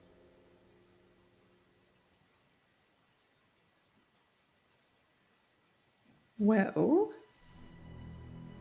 Did they leave that with your? Oh, sorry. no. Go ahead. Did they leave that with your cousin? Yeah. Oh, I mean, obviously I couldn't get a lot out of my cousin with the whole, tongue thing and all, but I kind of got the jive that they left him as a warning or messenger or something. They knew he was involved. I guess kind of like what you guys were saying, he, came out of it the least harmed and all that. Do you do anything with the card, Tobin? I mean, I'll turn it over, take a look at it, see if there's anything that I can glean from it, and then if not, I'll hand it over to. Are you Merit. proficient in Arcana? Oh yes, Go ahead and give me an Arcana check. gladly. That is a 16. Okay. There is illusory magic upon the card. And you see the ever so faint glimmer of it along the card's edges. And as you run your finger along the edge, a symbol appears on both sides of it. A magical, illusory black serpent coiled around a blood-dripping silver dagger. And when I describe this illusion, it is worth pointing out that it is not static in the illusion. It moves. The blood dripping off the dagger actually drips. The serpent coils and tightens and loosens, and occasionally the tongue kind of flickers out, as if tasting the air.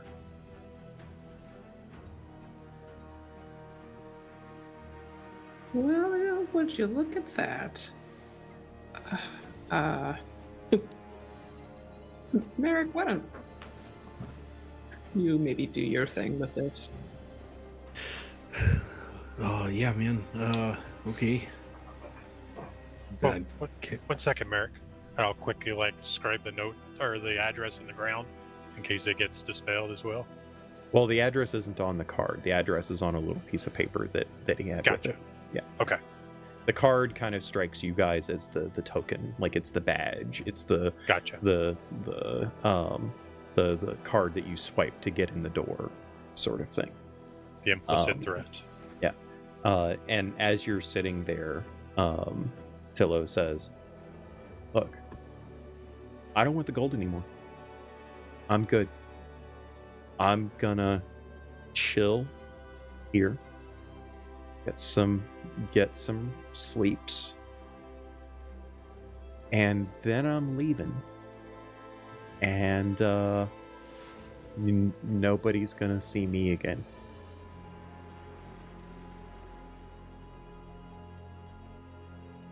I don't know if that's the smart thing to do or not, but this is, well,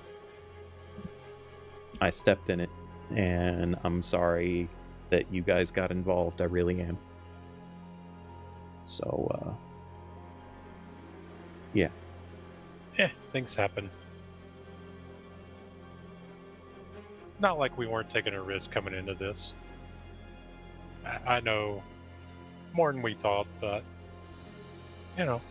sometimes you gotta take a risk, and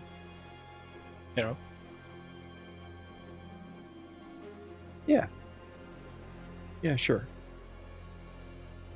Hey, I'm sorry about your cousin, though. Yeah, me too.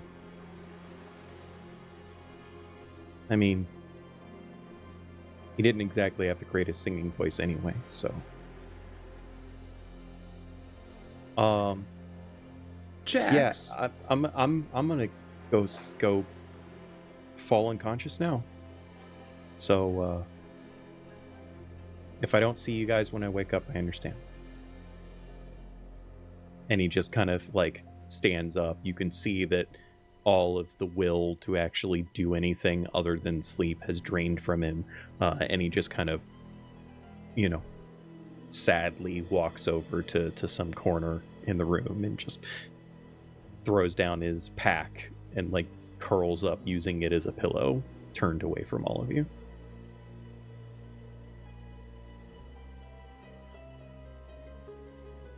Well, shit. Well, yeah. So,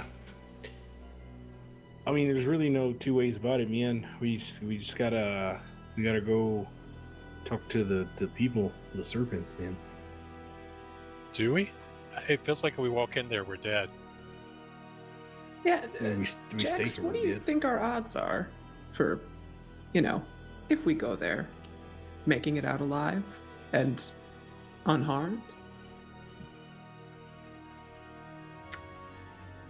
I think they're as good as they are if we run. It sounds less exhausting. If we're going to run, where do we true. go?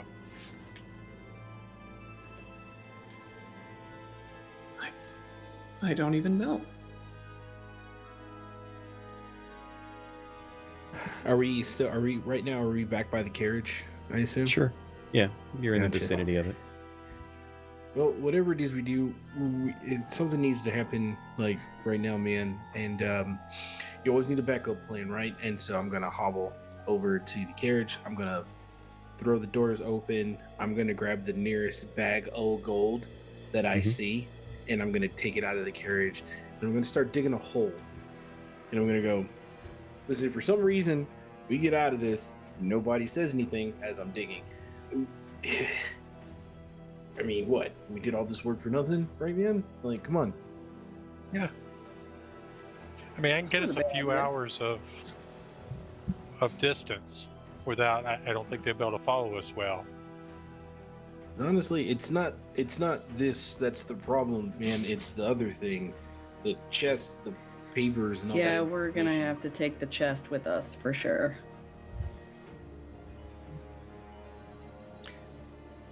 I think this is where we have to own our mistakes and see what happens. Let's do it, and hopefully by this time, like I've covered where Yeah, the yeah. hole You is. find like a Yeah. chunk of rock that has fallen out of the wall and such, and you're able to kind of use that. There's some tools nearby from the mining. They're not the greatest of tools, but you don't need anything, pristine of condition or anything like that. You're able to kind of finagle your way through digging a hole big enough for a nice sack of gold that probably has a couple thousand coins in it. Pickle will help you dig. He's very good at it. Yes. Thanks, Pickle. This is your good boy. I think And my then, deity would approve of this, and I'll guidance you for your hiding. So see, now we're working like a team, man. I'm also gonna like just take a handful, and I'm gonna put it in our sleeping buddy's bag. Man, his cousin lost his tongue, man. I'm gonna do something. Okay. He was He's- almost instantly asleep. Like he was thoroughly Yeah. exhausted by the time he got back. So he doesn't even notice you putting a handful of coins into his pack. All right. Well, They it's won't nice miss of him to this. bring some It's food. small. Yeah, man. All right, let's do this before I change my mind. So, should we take the horses then? And the chest and anything else? The documents? All of the documents? Some of them? None of them. Just the chest, man. When you Yeah, say I mean- chest, you guys mean the case that has the electrum in it, right? Yes. Yes. Yeah. When we were looking through the other documents with Tobin and myself earlier, did we come across any other like nasty secrets of things or? Oh yeah, so the Anything like documents themselves were very much things like deeds to property and like signed trade agreements between different merchant organizations, a few letters of like requirement for the transportation of goods and services, and like all like legally binding stuff, all on the up and up as far as you can tell. There didn't seem to be any forgeries or anything weird about that. It is a wealth of knowledge, though, that certainly, if put in the right hands, could be used to gain leverage upon other people. And, you know, if you've got a deed to a parcel of land or something, possession is 9/10 ownership. So, like, there's a lot of value there, too. Did the deeds and stuff seem haphazardly thrown in here, like they were crushed and stuff? No, they Yeah, were things all like- in scroll cases. The scroll cases were pretty banged up and the like, but I mean, a decent Okay. chunk of that damage was probably from the heist. But like I had kind of described before, everything was, to Tobin anyway, everything was just not arranged as you would want it to be if you were actually transporting this stuff legitimately. It is now, though. Yes, it is very well organized now. I'm So- just throwing this out here. I just think the box is all they're wanting. Like this other stuff, you know. They might want all of it back, but I think as far as what we bring to them now, the case seems good. Yeah, more what I'm getting is I think the other stuff was just incidental after. Well, don't really want to leave your friend here by himself. Pickle, would you just go snuggle up with him, keep him safe and cozy, and I'll be back for you. I will. I mean, Pickle's already I taken read a one note. chunk out of him. I write a note to like slip under his collar that I've made of leather or some shit, and it'll basically. I mean, he had a just say, saddle and a full-on harness and everything. Okay, so in his saddlebag, There you go. I will put a little note that just says like, feed me, I'm a good doggo. yeah, take care of me. If I survive all of this, I'll come back for him. Otherwise, you have a dog now. Nice pupper treats. Yeah, so I'll leave that, and then maybe we should just get the horses and go. 1 second. I'll go take some of the food and give it to Pickles. And so you don't eat the halfling. Fair enough. All right. So a giant warhorse is too much of an animal for Tobin to handle. Maybe even for Merrick Excuse too, me. because Merrick has been described as like a short fella. Short king. Yeah. Yeah. But Sylvius and Jax would be able to handle them, and certainly they're large enough that you guys could ride in pairs if you wanted to just take two with you, assuming that you're leaving the carriage and everything behind. Yes. All right.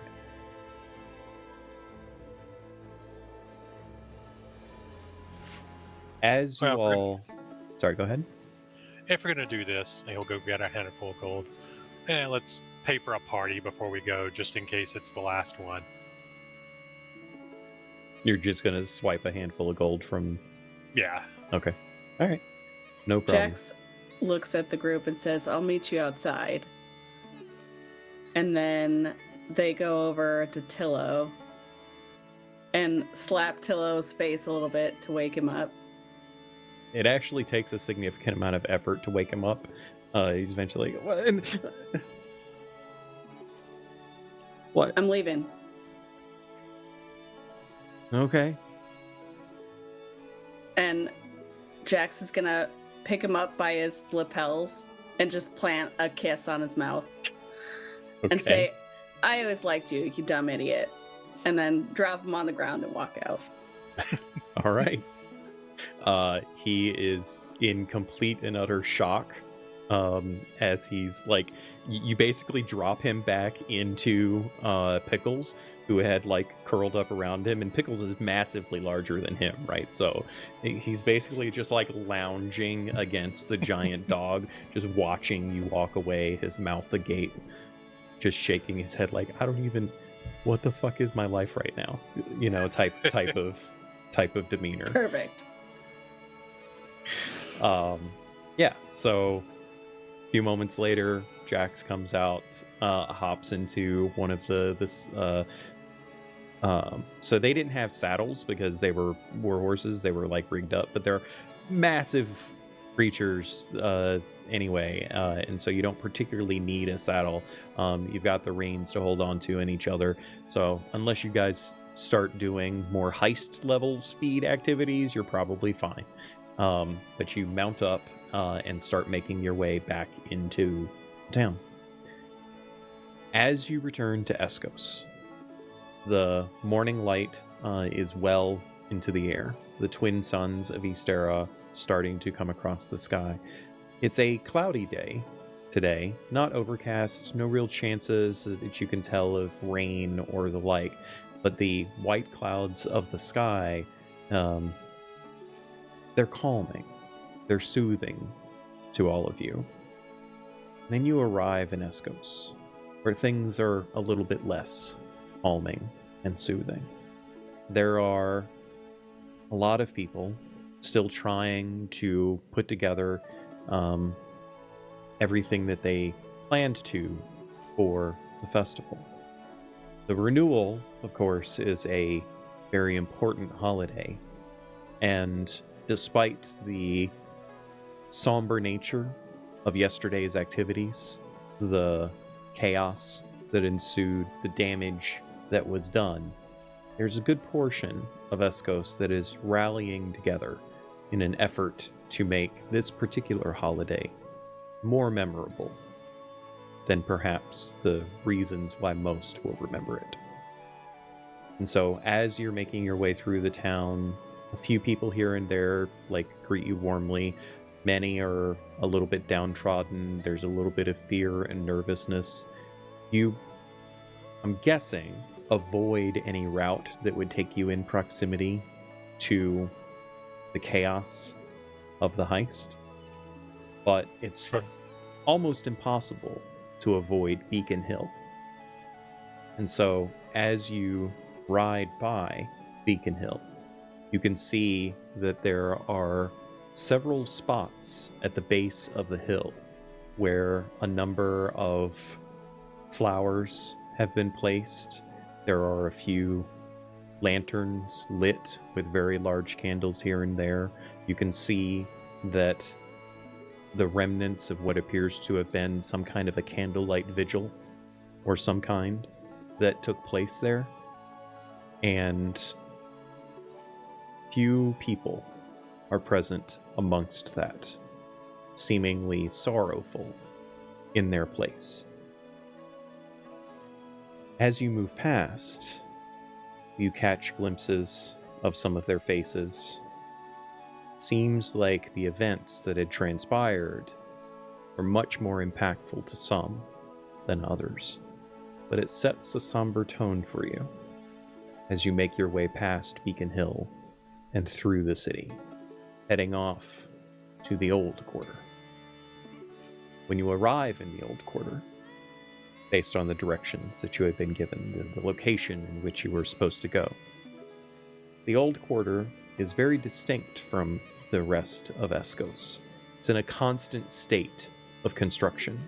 This is where some of the oldest buildings to have ever existed in Escos still reside, but there is a continual push, we'll say, to innovate, to renovate, to turn the old into the new. And so, while much of the festive holidays are taking, festive holidays and adornments are taking place, being erected elsewhere in the city, here, not so much. There's the steady cacophony of people building things, of people moving about, and the like.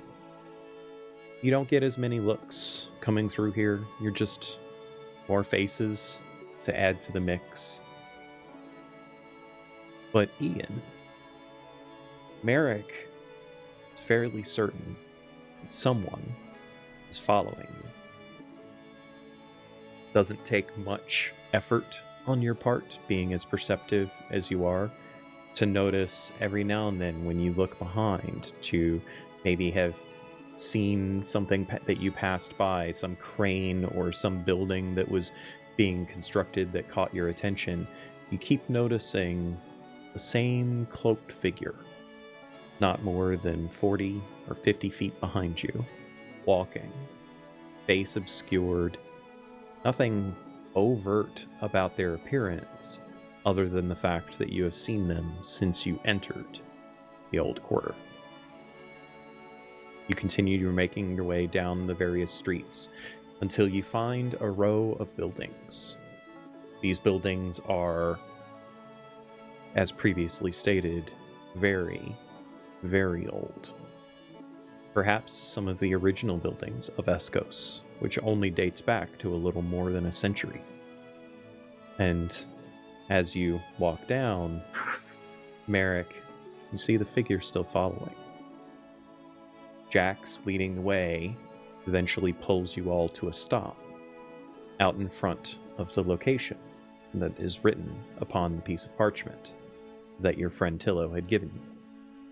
It's an estate of some kind. Old wrought iron fencing at the front, well kept, well managed, spring bloom popping on many of the trees and shrubs and flowers that are arranged around. But the home itself, while fairly decent in size, is small compared to other estates and some of the more modern places throughout. It has this old Victorian kind of feel to it.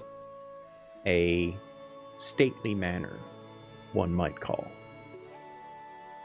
And there you stand, waiting out front. Are the people walking by? A few here and there.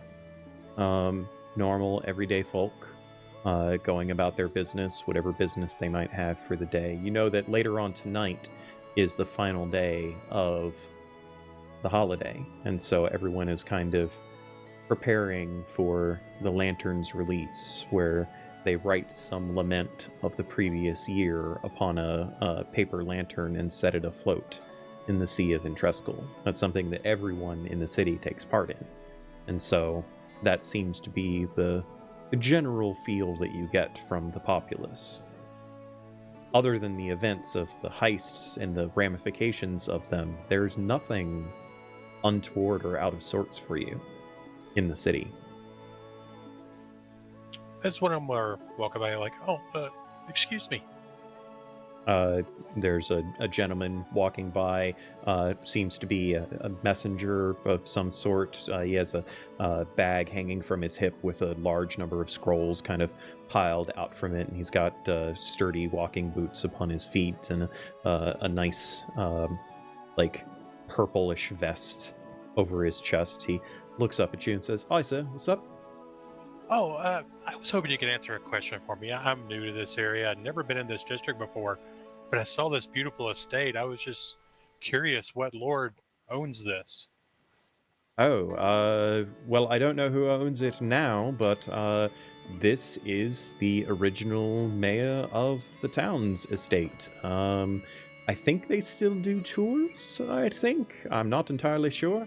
It's been, I don't know, I was a wee lad when, my family took me on the tour. So I don't know if they still do it or not. And he's kind of looking around. Seems like somebody's keeping up the grounds anyway, but I don't see the signs and such, so I'm guessing they don't do the tours. Sorry. And he just kind of holds up a piece of parchment. He's like, good day to you, and he just kind of walks off. While this interaction is happening, I want to see if I can stand behind Jax, or at least kind of out of the initial view of the person following us, and I want to go invisible. Okay. Before you go invisible, as you are setting up this opportunity, you kind of glance over your shoulder to see if the person is still there, and you no longer see them. Oh, well then never mind. It's kind of go. All right, man. Let's do this. The mayor. I don't know if you heard. I guess this was the original mayor's home. That makes sense with everything that's going on. Right. So, what, do we just knock on the door, man, or just? I'm Yeah, just you're gonna all knock. standing there. The horses are like getting a little bit nervous. You realize that they haven't eaten in more than a day at this point, so they're fidgeting a bit now that they're back in town, as if expecting to be taken care of.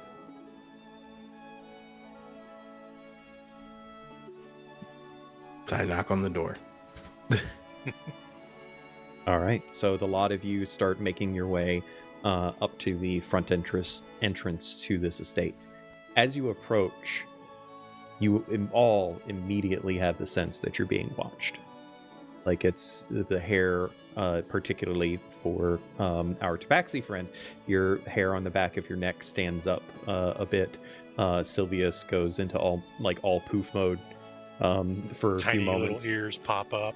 Yeah, for a few moments before like taking a deep breath and calming himself. But you approach, and as you step up onto the stairs of the estate, I'm assuming, Beth, that Tobin still has the card, or did you hand that off to Jax? Or... I still have it. Okay. As Tobin takes the step, so maybe the others have already stepped up a few steps up onto the porch, but as soon as Tobin steps onto that first step, he feels the card in his hand go warm. And all of a sudden his vision changes. He still sees everything as before, but there's a slight, almost like 3D shift to it. It's like if you're watching a 3D movie without 3D glasses on, you see that shift, and everything gets very discolored. The rest of you, your passive perception's high enough, notice Tobin disappears. Full on vanish. Just gone. Tobin, you see your companions there all looking at you with this certain amount of shock upon their face. Tobin, are you there? But You Can I hear hear it, but it's like it's out of sync. It's like far away. It's like as if you heard it as an echo from far away. I'm here. Can you hear me? Can we hear them? No. Where the I'll, fuck did I'll try Tobin to- just go? I'll try to tug on Sylvius's tail. You reach over and your hand just goes through Sylvius's tail. Oh shit. Roll a d20 for me. Oh god. Okay.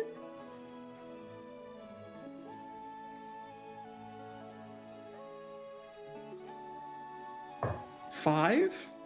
Yeah, as you were like going for Sylvius's tail, you get thrown off balance and stumble from like your hand passing through Sylvius, and you fall off of the step, and Tobin appears in front of you guys, stumbling to the ground, catching himself, and standing back up, and your Oof. vision goes back to normal, Tobin. Well, that was interesting. There's still the what happened, man? faintest remnant of warmth coming from the card. Well, Where'd you go? I took a step up, and presumably you couldn't see me. No. Huh. No. That is Would you like to very roll an interesting. Arcana check, Tobin? Anyone that's proficient in Yes. Arcana can actually roll an Arcana check. 25. Okay. Nice. Yeah, Tobin, it like a light bulb in your mind exploding goes off. This is not a card that you give to someone to show your importance or anything like that. This is literally a key to an ethereal space. You are Got a 100% 22. certain that when you stepped onto that step and this card triggered, that you became ethereal in that moment. Can we all hold the card? you Right. think? Maybe if we all take a corner? It's worth a try. You also rolled a 25. You're fairly certain that if you hold hands, it's probably going to be the similar effect. I like the idea of us all touching the card. Okay. Everyone just daintily holds it.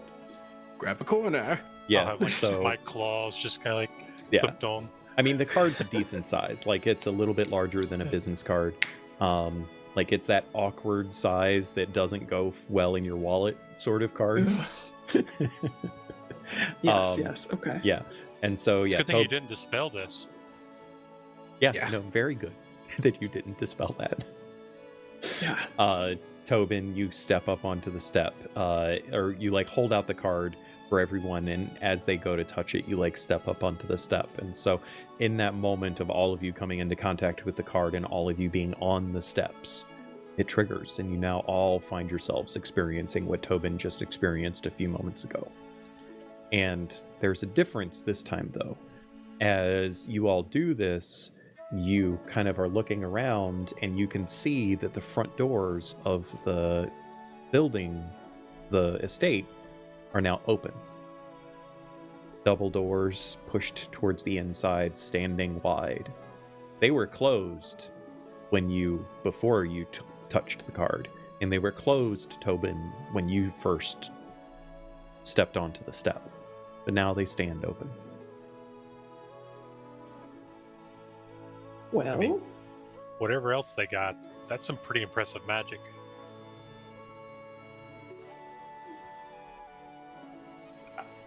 does anyone have anything else they'd like to do before we possibly meet our demise? I think we just get it over with. Let's do it, Right. man. Just walk It's right been on fun, in. guys. It's, It's been okay. How you doing there, Merrick? You muted? okay, man. We're just here. You're just vibing. Just vibing. Just vibing, man. I don't have anything else. Nice. So yes, you all do need to either hold hands or continue to touch the card. So at some point, it's going to become very awkward for you. I think we should just keep doing it because that is the kind of goons that we are.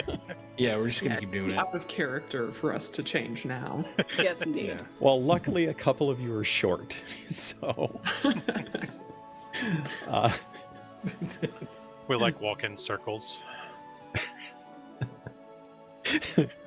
just have, yeah, never mind. Yes, so you guys stepped through the doorway of the home, holding on to the card. As you step into this room, you find yourselves in this grand, ethereal, ballroom-style foyer to this home.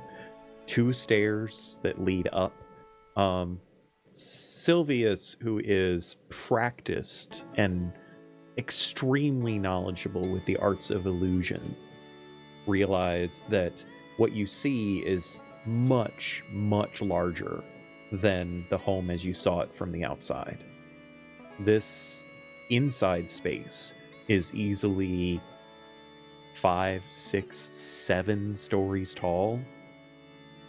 From this grand entryway that you are in, there are ethereal lights that kind of dance to and fro, casting a cascade of colors upon the walls, mixed with shadows as they move past. It almost gives the entire place this feeling of at any moment someone is going to, the movement invoking, and someone is going to jump out at you from the shadows.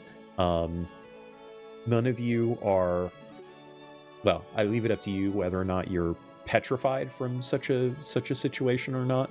But at the very least, it causes, you know, a little catch in your throat and a little nervousness to your demeanor as all of this transpires. And you stand there kind of waiting for something to happen, and it feels like an eternity before you hear this voice kind of echoing through the chamber, through the halls.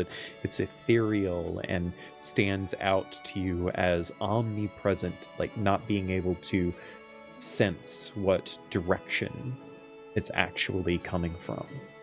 And it echoes through the chamber and through into your ears, almost sending chills down your spine as it says, "Welcome."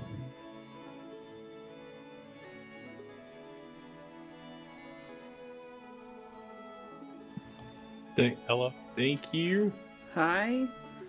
As you are Hello. speaking, you all hear your voices, or each other's voices, and even your own to a slightly lesser degree, kind of have that same echoey type quality to it.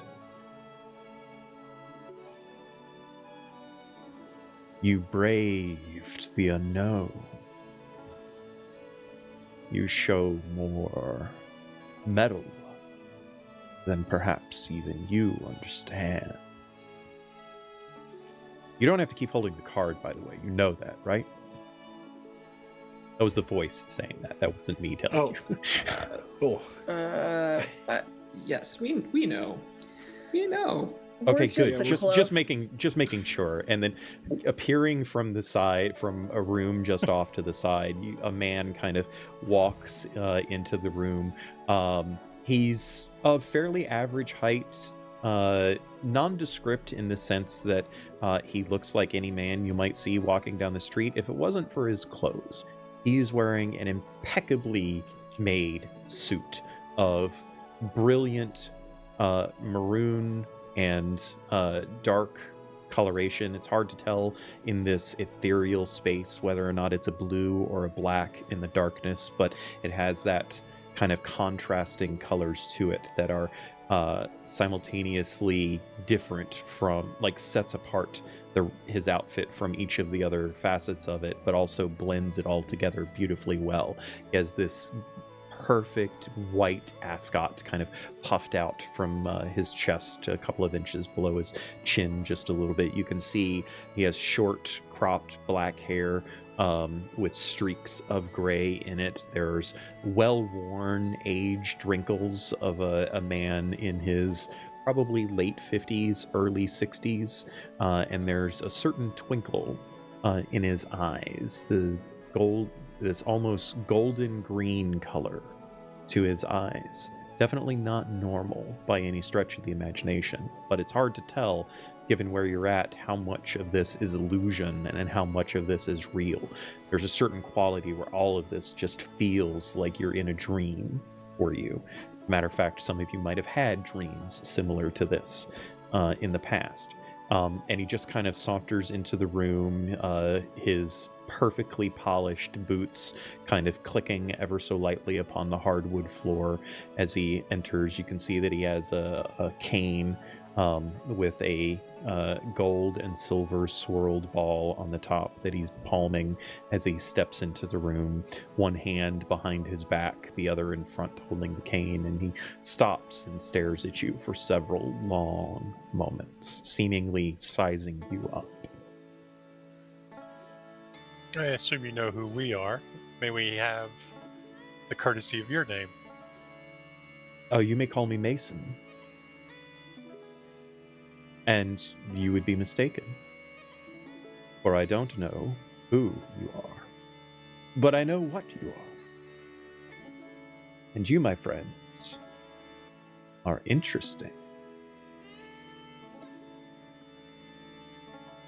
Very much so, yes. I'm Tobin, Gearwright, and I'll look over to any one of my companions. I'm Merrick, man. Just like put out his hand. Put out his hand like for a high five sort of deal. Yeah. What's up, dude? He chuckles. He's standing a good distance away from you. He doesn't close the gap, but he lifts up his cane and he just like taps your hand with the bottom of his cane. Not hurtfully or anything like that. Yeah. He has a bit of a wry smile on his face as he does so. Nice. Yeah, interesting is good, isn't it? Just kind of shrugs a little bit, that same wry smile upon his face as he's looking at you, Sylvius. Moves on without any response from Sylvius, rests his gaze upon Jax. You notice, Jax, that his eyes kind of linger for a moment upon the case in your hand before coming up to look you in the eye. I'm just nobody who stumbled into something that probably is yours. That's Jax, man.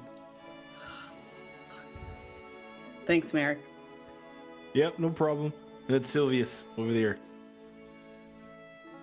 Good to know. Good to know indeed. And while you are correct about a couple of the things that you have told me, we'll just say that your luck about whatever situation you might think you're in, well, let's see if it holds out, shall we? And he just kind of turns and starts walking back through the door that he had come in from. He stops at the doorway and looks back over at you expectantly and just kind of like, and then keeps Shrug and going. walk forward. I'll follow. No, we gotta hold the card while we're doing it, though. We're just shuffling across the room with the card. Hey, man, I'm Crab keeping this walking. card. It's a nice Who's card. letting go of the card? Somebody has to let go of the card. Come on. We're all Jax? letting go.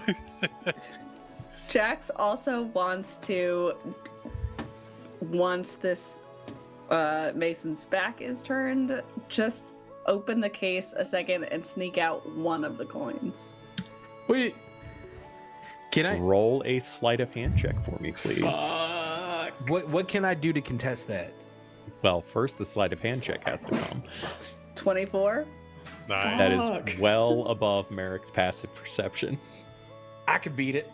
No, passive perception. You are very distracted by the circumstances. No. And with a 24, I'm going to say, Deb, yeah, Jax is able to very quietly and surreptitiously lift up the case and open it just enough to weasel out with nimble, adroit fingers one of the coins.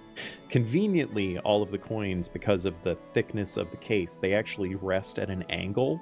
They're not like poker chips, lined up. They have to be at an angle in order to, have the case close.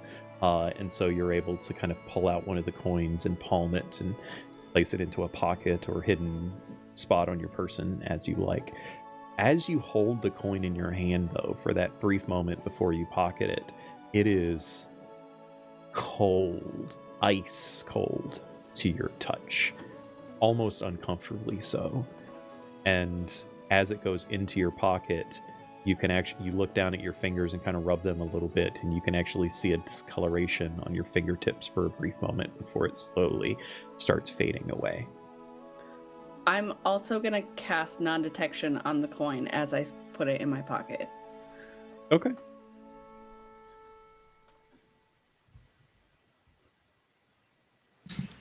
So we're walking up behind Mason.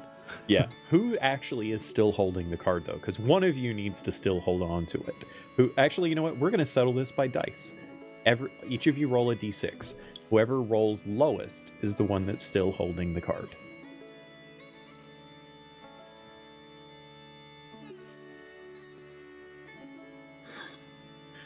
That's a Not 1. me. Well, it can't get any lower than that. Did anyone else roll a 1? Okay. Tobin I is still got it. holding the card. Makes sense.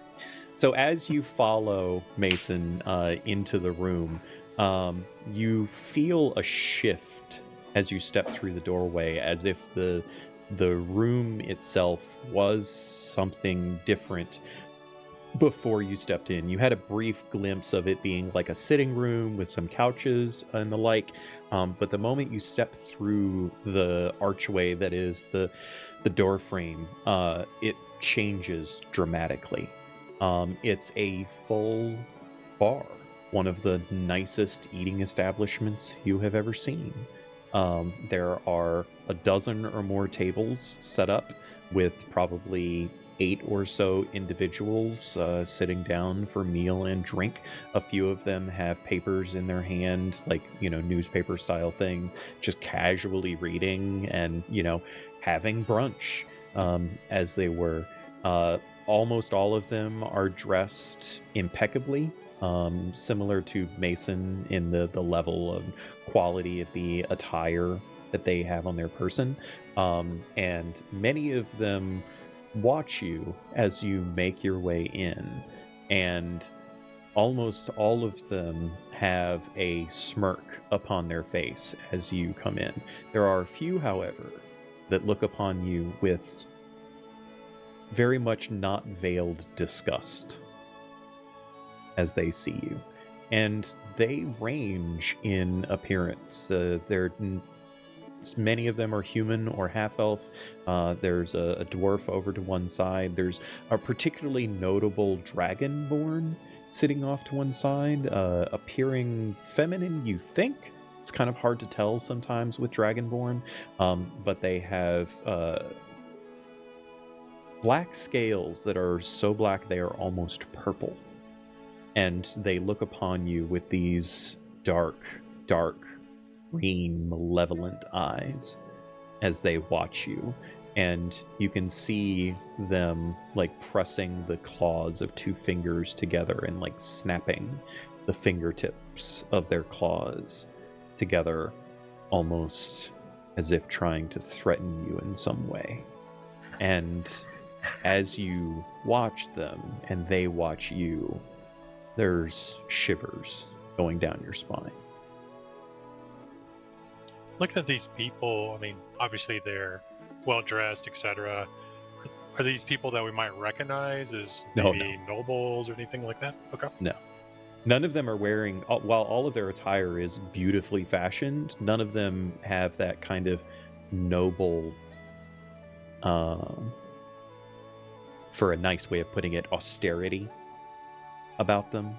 And many of them seem very casual and seem like they're just here taking in the quiet in a nice atmosphere with a nice meal. Speaking of meals, the aromas that are coming up from the various tables as you pass by them are just the most wonderful aromas that you have ever seen or smelled in your life. It is crazy what you are just getting whiffs of.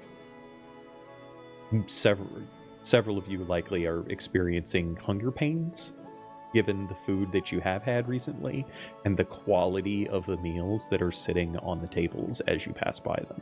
And certainly salivation is occurring. If something you could hide, of course, but definitely present. As you walk through the room following Mason, he leads you towards the back of the room, going alongside of the bar.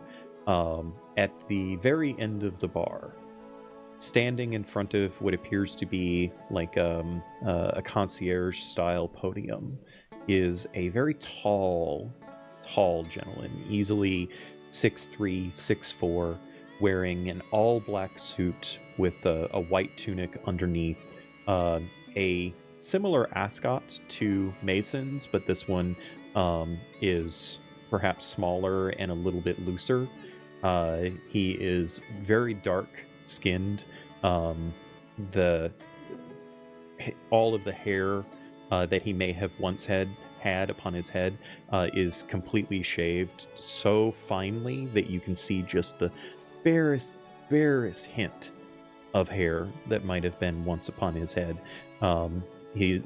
Everything about him screams immaculate perfection, and he has these tiny gold-framed spectacles that drift just halfway down his nose as he looks at all of you with a broad, white, toothy smile, and he says, "Welcome. How long will you be staying? Tonight? The next day? Perhaps another day after?" And Mason just kind of smiles and looks at all of you and says, "Well, yes, I guess that's the question, isn't it? How long would you like to stay?" How much does it cost? Mason kind of looks down at the case, looks up at Jax. "Well, that should cover it." I mean, this. Wait a minute, man. Hold on. I'm sorry. Before we make that decision, maybe if we could eat something, have something to drink real quick, maybe discuss our time frame. "Oh, certainly. No problem at all. Is the room ready?" And he looks over at the gentleman who just glances towards him, this almost like, "Well, of course it is," expression upon his face. Mason kind of smiles, knowing the answer, and says, "This way." And he gestures behind him where you see two doors open seemingly upon their own, and you see what appears to be a larger dining room. Single table, fairly decent sized, able to fit probably 10 people easily around it. Large plush chairs in each spot, like the kind of chairs that, with the arms that are very, very high that come, like halfway up between your elbow and your shoulder, deep back, the kind that you can lounge back in, heavily cushioned with almost like a red velvet upon them. Do any of them have booster seats? No, they do No? not. Okay. That's Noted. fine. We'll be all right. We'll be all right. Shall we? I kind of, yeah. And Yeah, without man. really waiting for a response, Mason just makes his way in. And the large, dark-skinned gentleman kind of steps out from behind his podium and bows ever so slightly and gestures towards the space.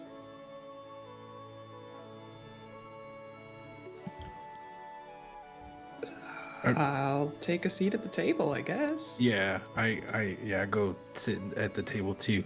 I want to make sure wherever I'm sitting though, it's next to Jax. Okay. Sylvia should just grab a chair or wherever.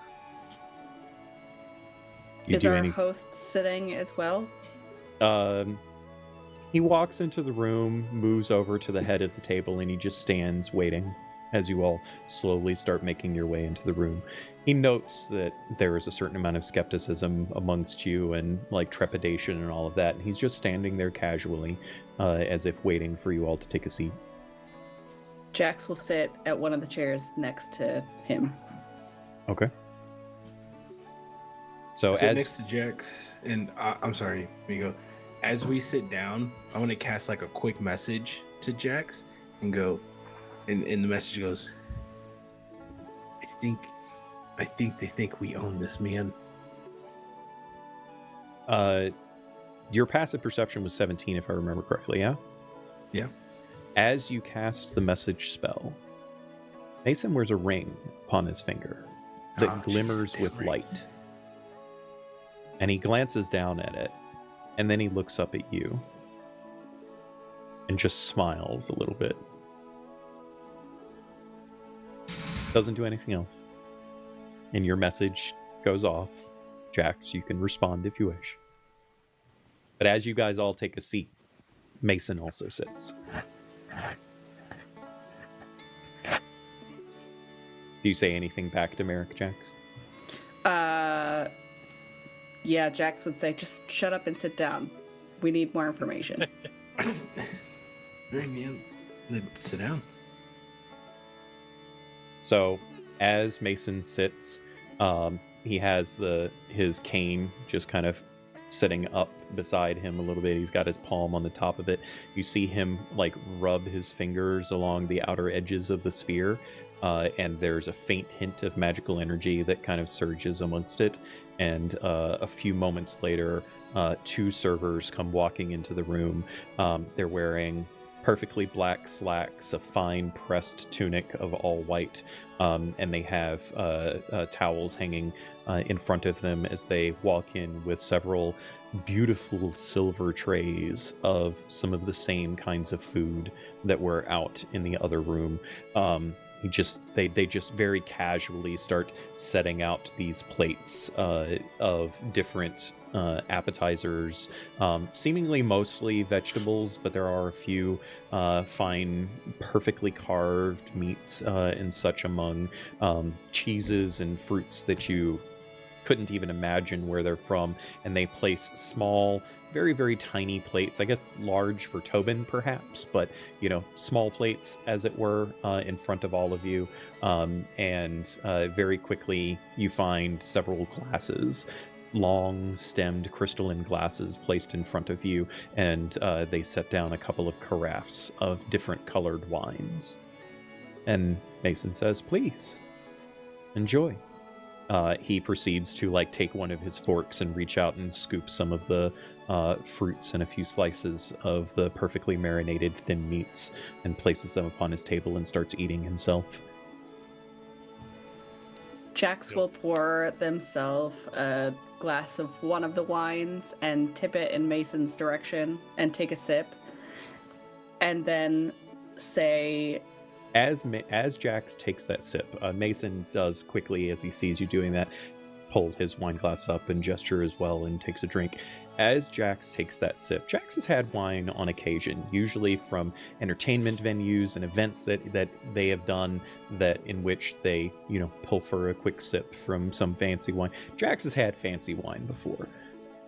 He's never had wine like this. Never. Jax will down the glass and pour more. Okay. Sylvius will get some food and start eating. Go. So obviously you want something from us. Do I? So it seems. Yeah, man, are you gonna kill us or what? The day is young. It's not a no. Damn. You are correct. But I promise you this. On the grounds of this estate, no harm will come to you.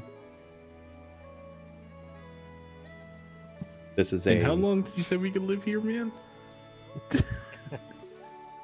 Well, your fancy little case there will eventually run out of coin, won't it? I shoot another look at Jax and go, yeah, man, it will. On the grounds of this estate, no one is above another. Everyone is a neutral party here. And anyone that finds themselves violating such rules as we have, well, let's just say they will never be invited back. How does one Frankly, get invited we're back? That depends on whether or not you accept membership. See, the consortium, well, the consortium is a lifestyle choice. Kind of place where people with skills and daring take up their lives. But usually, fair warning aside, it's also where they end their life.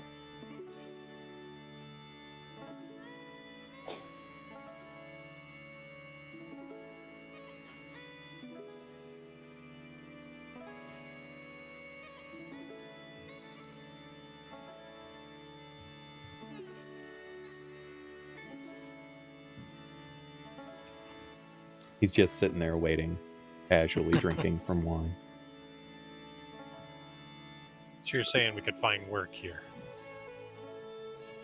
if we join? In a matter of speaking. And how does one join, man? Well, there's usually a test involved, but seems the lot of you already passed a test, didn't you? I have no earthly knowing of what you're talking about, man. Jax just elbows Merrick. Look, I presume you know that we were sent to you. Well, I assumed that the card didn't go nowhere. Right. Do you know who gave us the card? Yeah. Right. And do you know why we needed the card to begin with? Oh, yes. Great. Okay, so we can just, stop beating around the bush here. And before we decide to, strike up a membership, I'll look at Merrick. Maybe we should see what exactly you want with us. Well, you see, I believe in, well, luck. I believe things happen for many reasons, not all of which is in our control. And I am also 100% certain that that fool that will not last into the new year, rotting away in a prison cell, well, he didn't really have what it took to pull off a job like you did. Now, did he?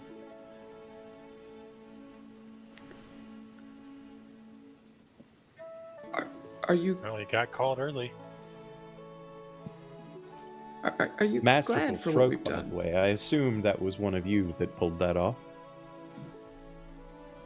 Sending the Silvers in with their vaunted morality and having them scoop up anyone that might be a little bit suspicious. How'd you know they had warrants? Well, of course they had warrants. Of course you would know such things.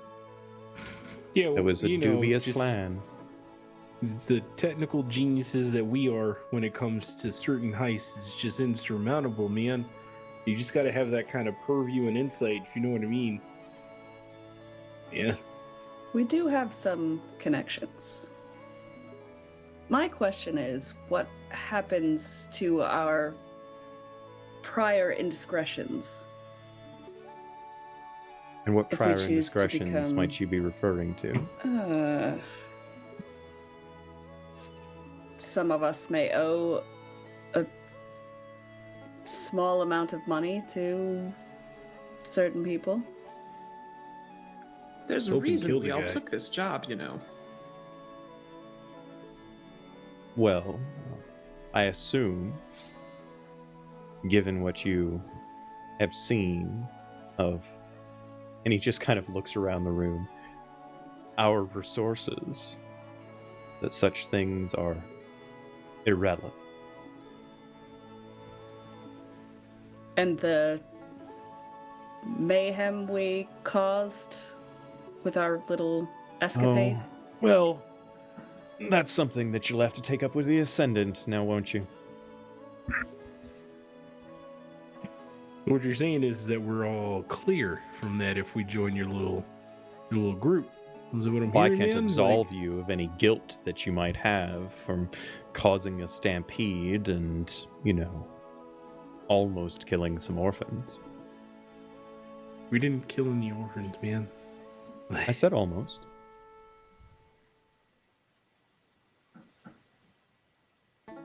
Like, Merrick's definitely giving, like, that could be fun look, like, around the table. Like,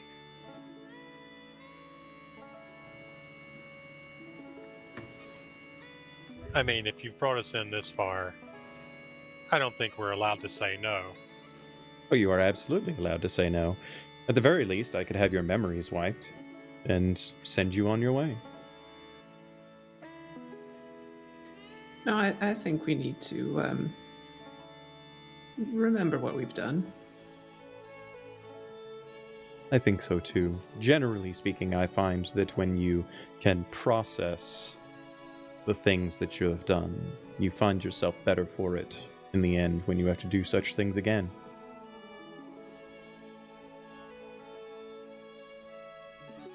And what kind of jobs do you offer here? Well, you of You said course are again. allowed to set your own rules and guidelines about what jobs you might take. No one is forcing you to do something that your morals oppose. But let's just say the world doesn't operate the same for those in the consortium as it does outside of the consortium. Who benefits from your organization? Everyone. Everyone. Well, yes. Even a group of orphans in the middle of the street?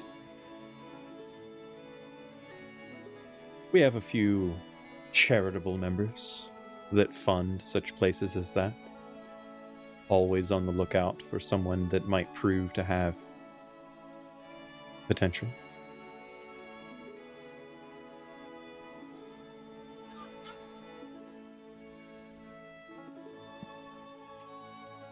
When do we have to decide by, man? Like, what's our time frame?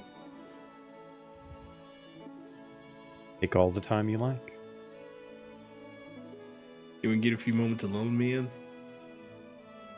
Certainly. And he stands up, and as he stands up, he says, "Silas, if you please." And the doors kind of open, and the tall, dark-skinned man walks into the room, and he says, "Yes. Do set the silence, please." And Silas gestures with his fingers, utters an incantation, and a wave of magical energy kind of wraps around the table. And Marcus steps away from it before it can encapsulate him as well. And there's a slight, almost full opaque, but just enough on the inside that you can see out. You see the shapes of the two men kind of stepping out of the room. The doors close behind, and you find yourselves encased in some kind of a magical ward that seems to obscure noises from the outside, so you can only assume that it does so from the inn as well.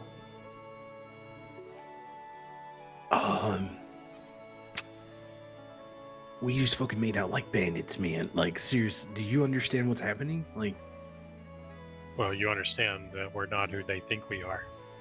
no, but this is perfect, man. They think this is ours. This is all, everything in the cart, everything in this thing, this whole entire fucking thing, man. Like, you made out, this is what you wanted, right? I don't think that the charade will hold up for very long. There's no charade. We did it. There's no charade. We did the thing, man. That we actually did it. Fair. He said mean, when we walked in the door that they were looking for people with a certain metal.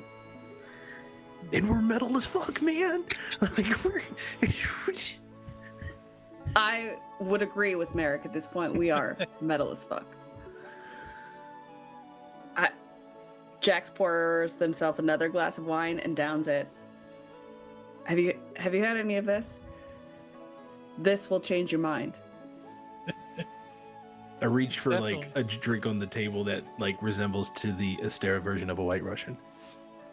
I mean, this is all wine at this point, but we'll make do. you pick up basically the equivalent of like a cristal.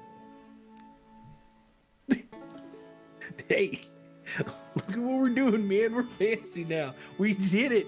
Like, We are fancy as fuck now. Yesterday, fancy as we were fuck. in that shitty tavern. we were in a mine shaft for 2 fucking days, man. And Yeah. look at where we're at. We're riding the hog, man. I could imagine on the outside, like the haze, they just see like this little thing doing this. Just- If you don't want to join, that's your business. We don't have to. I don't Yeah, we don't all have to join. think we have Come to on. do this as a team. Tobin, come on, man. It has to be a team. We did it as a team, Tobin. You would have all of like the resources you needed for your thing. No more blow-ups, man. Well, I'm You not would be saying absolved. They would pay off the government. You could start fresh. We're fucking rich, man. This is it. It is a very nice offer, but I feel like there are so many strings attached. There have to be. Yeah. There aren't strings attached to your other life. Oh, it's not a string. It's a rope tied to my ankles. Right, and I'm this will thrown cut off to that. sea. And you get new strings. See what the new strings will be. Yeah. Come on. We're doing this, right, man? Like, come on. I can go this way for a little while. It's a little rich for my blood, but Well, I guess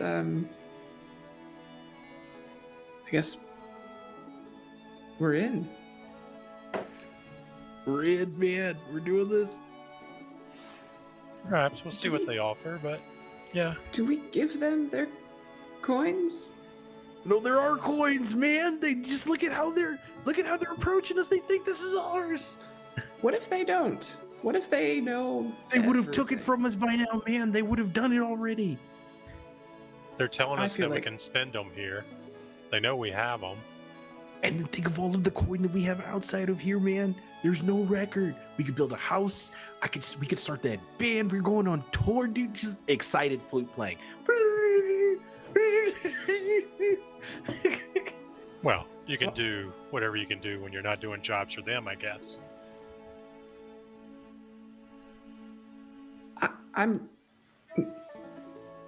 I'm content to join in. I just have some rather significant reservations. As you should. Drink some more. They will get over your reservations and your qualms. I have taken nothing. No food, no drink. I just Jax pours Tobin a glass. Seriously. Come on, Just a man. sip. Drink up. We're doing it. We're doing it.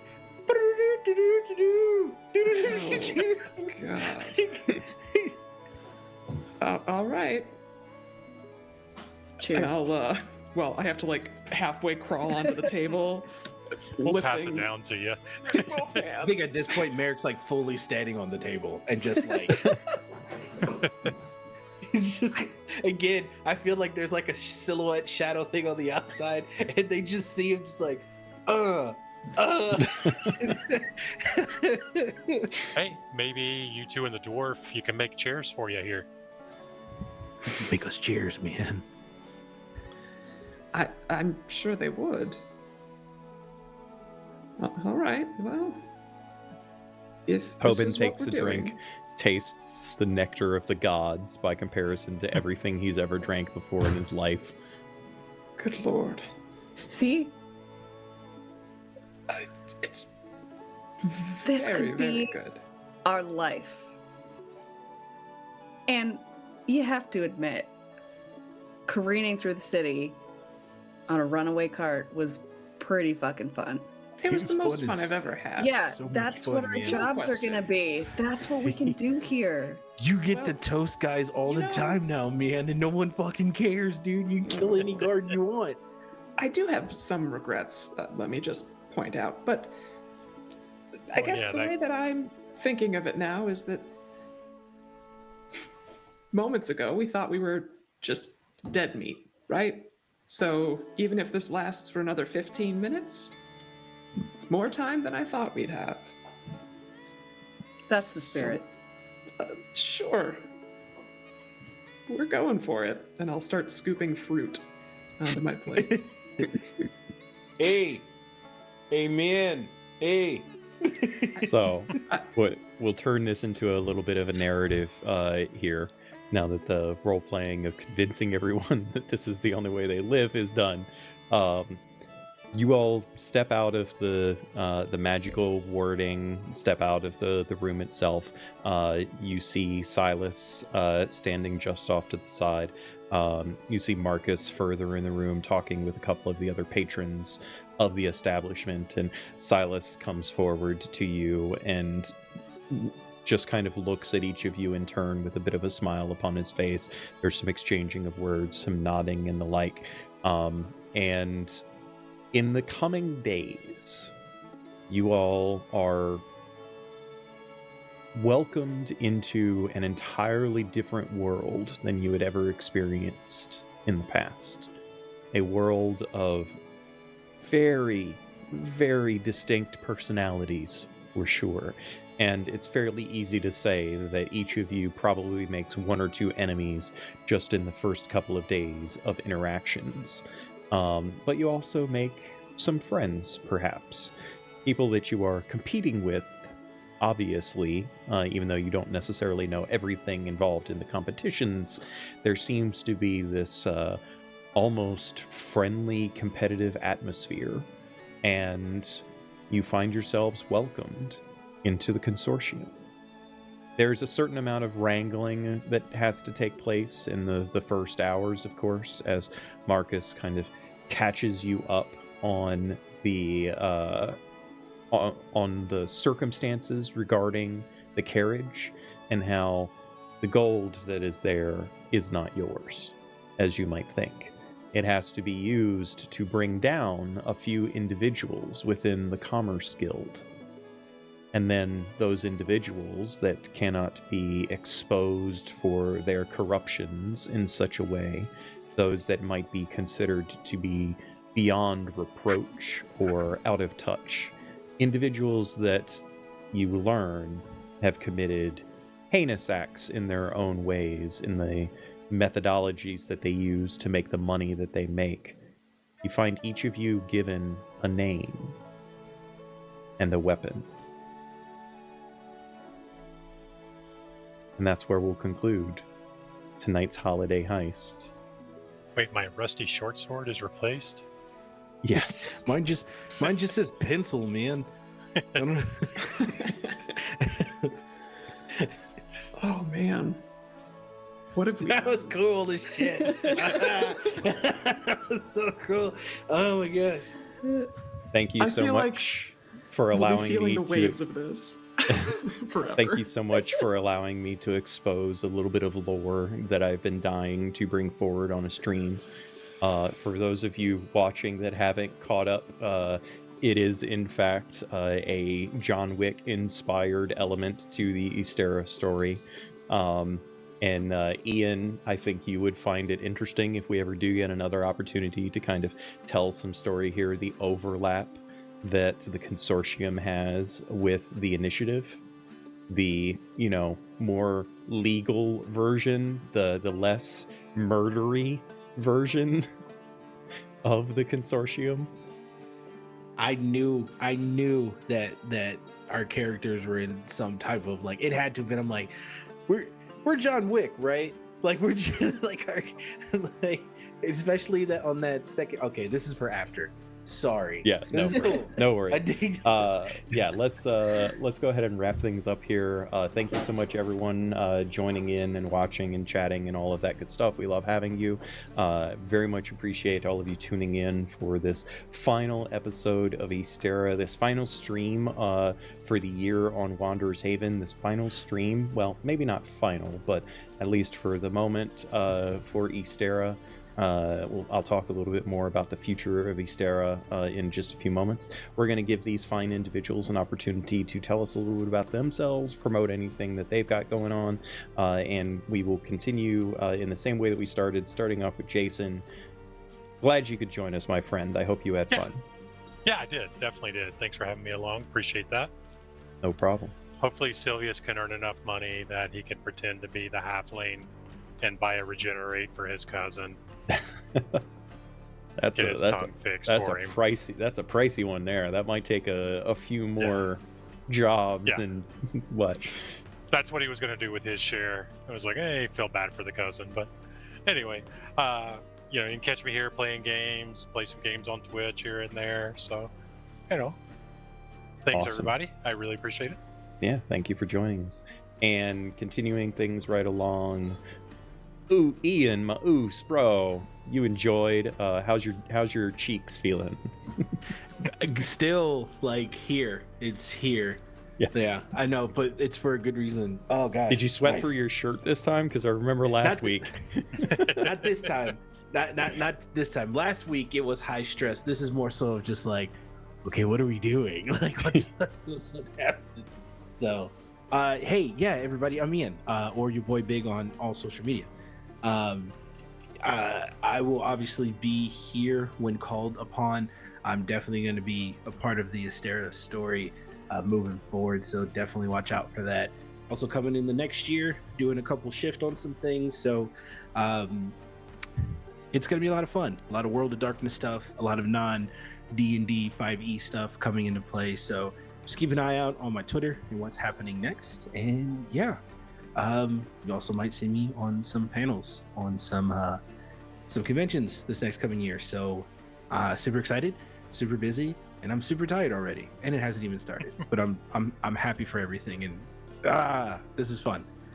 This is cool. Indeed. And moving things right along, the person that usually saves us from ourselves, but this time turned into a bit of a pusher, Deb. Yep. Can't always be the group mom. This was so much fun. What a way to end the year. I started streaming in January with one game that Beth was running, and here I am, the year later, addicted. I'm on Instagram and Blue Sky at dsweats. I'll be posting about some of the stuff coming up. Still hanging around in Ysterra with a couple of these fools. But yeah, it's been so much fun. Thanks for heisting us, Miko. It was ridiculous. I'm glad you enjoyed it. Hopefully we get to do more games like this in the future. I'm sure we will. Yeah. Beth, you're still here. Hey, you made it. I am. Yes, we lived for now. We joined a super secret organization. What more could a person want at the end of a year? This was a lot of fun. I like that we had perhaps the most chaotic episode I've ever streamed last time, and I like that we got to delve into more of the story of it all today. So that was really great. I'm Beth. You can find me all over the internet at Beth Masco. You can find me doing Ysterra stuff most Wednesdays forever. And I'm very excited about it. Definitely a lot of new things coming up in the new year that I am super stoked about. So just pay attention to social media and you'll see what I'm up to. But thanks, Miko, for a really fun end to the year. Glad you enjoyed it. Thank you all so much. Your role-playing tonight was amazing. I love it when people start, having that back and forth, discussing moral quandaries type things, and, really kind of delving deep into what life is like outside of your prototypical high fantasy adventuring type stuff. So that was amazing. Thank all of you for that. I am Miko, otherwise known as the OKSGM. If you are at all interested in the things that I've got going on, I'd recommend just going to the OKSGM.com. There's links there to all of my socials and all of that kind of awesomeness. If you are in fact interested in learning more about Ysterra, there are links to that on my website, but you should also check out Folk and Myth, a new channel that my good friend Christian and I, supported by two of the lovely faces here, Beth and Deb, we're launching that next year. You can check it out on folkandmyth.com or just Folk and Myth, Twitch, and most social medias, Folk and Myth. And we've got a lot of cool, awesome things planned there, including the first long-form campaign set in Ysterra streamed. the three of the individuals here, Ian, Deb, and Beth, are going to be taking part in that, along with a familiar face, good friend of mine, Andrew, going to be joining in. There will be guest appearances here and there and the like, but yeah, we're diving into an entirely new continent, in fact, in the world, with all kinds of new lore that I'm very excited to get to bring about and allow these fine people to tell stories in, and I cannot wait for that. Before we kick off to a raid here in just a few moments, I wanted to take a moment and give a huge shout out to Jeremy of Wanderer's Haven. He took me in a few months back, many months now, back in March, and allowed me to start telling these kinds of stories and meet all kinds of awesome people.